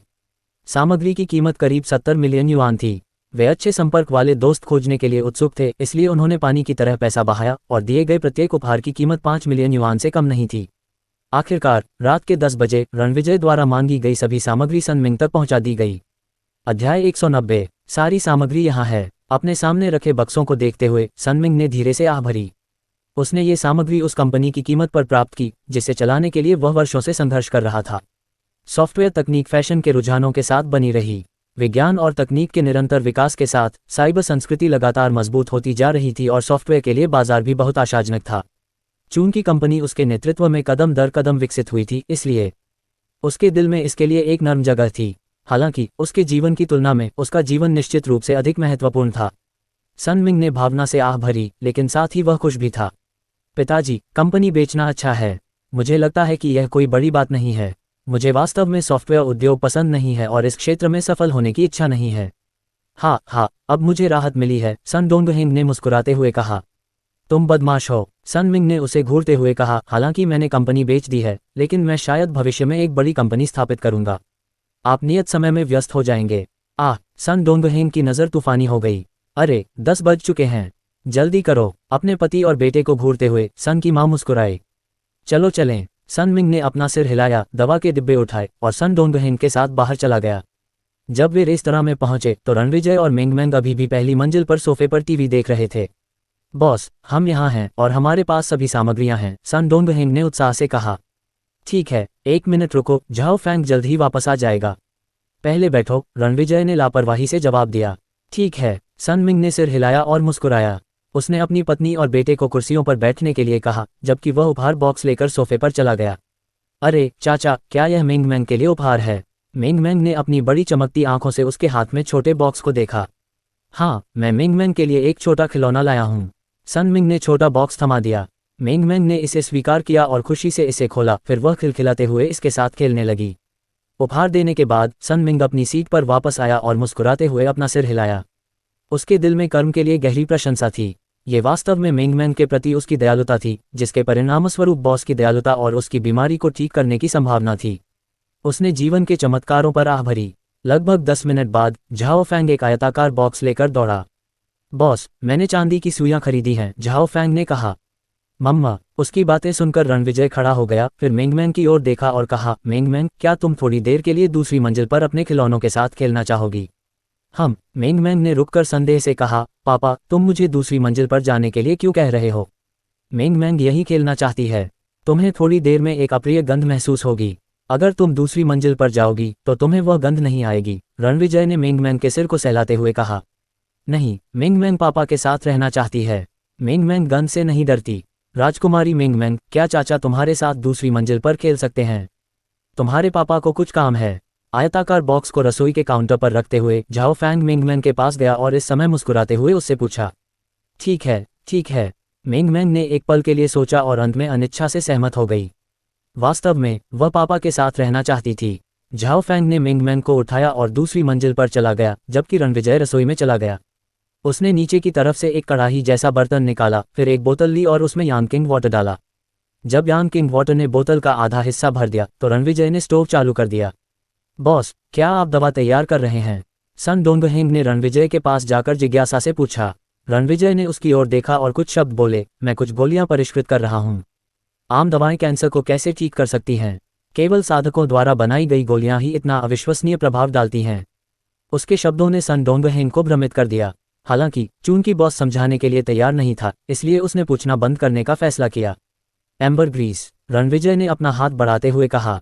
उसकी बात सुनने के बाद सन डोंगहेंग ने जल्दी से एम्बर ग्रीस वाला डिब्बा खोला। रणविजय द्वारा इसे स्वीकार करने के बाद उसने इसे अपनी हथेलियों से थपथपाया और तुरंत एम्बर ग्रीस को पाउडर में बदल दिया। एम्बर ग्रीस, जिसे पश्चिम में ग्रे एम्बर के रूप में भी जाना जाता है, एक मोमी और दहनशील पदार्थ था जिसका रंग ग्रे या काला होता था, जो वेल के पाचन तंत्र की आंतों की रुकावट से उत्पन्न होता था। एम्बर ग्रीस में न केवल एक अनोखी खुशबू थी जो मीठी मिट्टी की तरह महकती थी, बल्कि इसमें औषधीय गुण भी थे। हालांकि एम्बर ग्रीस का सबसे बड़ा काम इत्र बनाना था। ये बहुत कीमती था और एम्बर ग्रीस ने आज रात केवल खुशबू जोड़ने में भूमिका निभाई, क्योंकि रणविजय द्वारा परिष्कृत की गई छोटी गोली बहुत बुरी गंध पैदा करेगी। अगर सन मिंग को ये पता होता तो वह एक साथ हंसता और रोता। उसने इस खुशबू के लिए लगभग 500,000 युआन खर्च किए। हालांकि इसकी कीमत बहुत ज्यादा नहीं थी, लेकिन इस राशि से कई अंतर्राष्ट्रीय उच्च स्तरीय ब्रांड के इत्र खरीदे जा सकते थे। सारा एम्बर ग्रीस पाउडर खाना पकाने के बर्तन में डाला गया।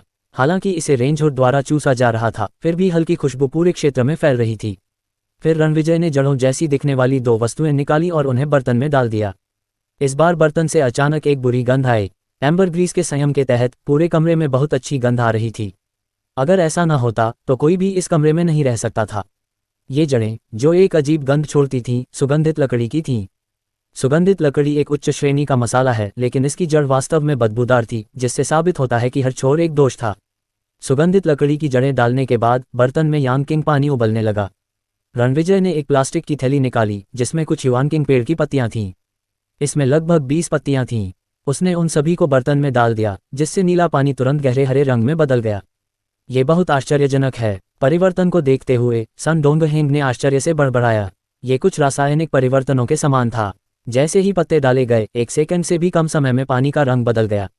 जंगली जिनसेंग। जबकि सन डोंगहेंग वहां खड़े थे, स्तब्ध, रणविजय ने अपना हाथ उसकी ओर बढ़ाया। ओह, ठीक है। सन डोंगहेंग ने जल्दी से जंगली जिनसेंग वाला डिब्बा ढूंढा, उसे बाहर निकाला और रणविजय के हाथ में रख दिया। इसे प्राप्त करने के बाद रणविजय ने सीधे जंगली जिनसेंग को बर्तन में डाल दिया। Snow loads, polygonum मल्टीफ्लोरम, ganoderma lucidum. जैसे जैसे सामग्री एक एक करके डाली गई, बर्तन धीरे धीरे भरता गया जब तक कि लगभग कोई जगह नहीं बची। इन सभी सामग्रियों को इसमें डालने के बाद रणविजय ने ढक्कन उठाया और छोटे बर्तन को ढक दिया। वास्तव में इस गोली को एक छोटी जादुई गोली नहीं माना जा सकता था और इसका प्रभाव एक छोटी जादुई गोली की तुलना में 10वां हिस्सा भी शक्तिशाली नहीं था। छोटी जादुई गोलियों का उपयोग रिकवरी के लिए किया जाता था। इनका उपयोग ज्यादातर फाउंडेशन और इनिटनेस स्टेज पर साधकों द्वारा किया जाता था, क्योंकि उच्च चरणों में साधकों द्वारा उपयोग किए जाने पर प्रभाव बहुत कम हो जाता था। केवल बड़ी जादुई गोलियां ही प्रभावी होंगी। बेशक सबसे अच्छी गुणवत्ता वाली कुछ छोटी जादुई गोलियां भी अच्छे प्रभाव डाल सकती हैं। प्रत्येक प्रकार की गोली को आमतौर पर कई स्तरों में विभाजित किया जाता था, और इस बार परिष्कृत की गई छोटी जादुई गोली में युआन किंग ट्री की पत्तियों और सुगंधित लकड़ी की जड़ों को मुख्य सामग्री के रूप में इस्तेमाल किया गया था। इन पौधों पर आधारित स्पिरिट ट्रेजर्स के प्रत्येक भाग ने उपचार में भूमिका निभाई। हालांकि छोटी जादुई गोली को मानक मुख्य सामग्रियों का उपयोग करके परिष्कृत नहीं किया गया था, लेकिन ये कैंसर को ठीक करने के लिए पर्याप्त थी, क्योंकि इसमें तीसरे चरण के स्पिरिट ट्रेजर्स और पहले चरण के स्पिरिट ट्रेजर्स का उपयोग किया गया था। जंगली जिनसेंग और गैनोडर्मा ल्यूसिडम सहायक तत्व थे जो सन मिंग की शारीरिक गुणवत्ता में व्यापक सुधार करने के उद्देश्य से काम करते थे। हालांकि पूरी प्रक्रिया को रणविजय की आध्यात्मिक शक्ति द्वारा नियंत्रित किया जाना था। आग 20 मिनट से जल रही थी। सन मिंग, सन डोंगहेंग और सन की मां भाप से भरे बर्तन को घूर रहे थे। उनकी निगाहों के सामने रणविजय ने अचानक छोटे बर्तन के दोनों किनारों को पकड़ लिया। सन की मां ने चीख मारी, बर्तन बहुत गर्म होगा, क्या इससे उसके हाथ नहीं जलेंगे? हालांकि 1 सेकंड, 5 सेकंड, 1 मिनट, उनकी निगाहों के सामने रणविजय के हाव भाव में कोई बदलाव नहीं आया और उसके हाथ भी सुरक्षित लग रहे थे। ये दृश्य तीनों लोगों को हैरान कर गया। क्या ये बर्तन गर्म नहीं था? चूंकि बर्तन गर्म ही होना चाहिए, इसलिए बॉस के जलने का कारण सिर्फ उसकी हथेलियां थीं। उन्होंने सुना था कि कुछ लोग बिना चोट खाए उबलते तेल में अपनी हथेलियां डाल सकते हैं, इसलिए उन्होंने बॉस की हथेलियों को उन लोगों के हाथों के समान समझा। तीनों लोग आश्चर्यचकित और वास्तव में भावुक हो गए। रणविजय ने तीनों की ओर ध्यान न देते हुए उनकी ओर कोई ध्यान नहीं दिया। उसने धीरे धीरे अपनी आंखें बंद की और अपनी आध्यात्मिक शक्ति को अपनी हथेलियों के माध्यम से छोटे बर्तन में इकट्ठा किया और सामग्री को परिष्कृत किया। धीरे धीरे सभी सामग्री धीरे धीरे एक साथ मिल गई और सूप में बदल गई, जो गाढ़ा होता गया और जैसे जैसे वे संघनित होते गए। 1 घंटे बाद रणविजय ने अचानक अपनी आंखें खोलीं, जो चमक रही थीं। जादुई गोली खत्म हो गई थी। जैसे ही रणविजय ने छोटे बर्तन को छोड़ा और ढक्कन हटाया, हवा का एक झोंका अचानक बाहर आया। कमरे में एक हल्की सी खुशबू फैल गई। रणविजय ने बर्तन में हाथ डाला और एक चमकदार और पारदर्शी गोली निकाली, जो पारदर्शी गहरे हरे रंग की थी। तीनों ने आंखें फाड़े उसे देखा।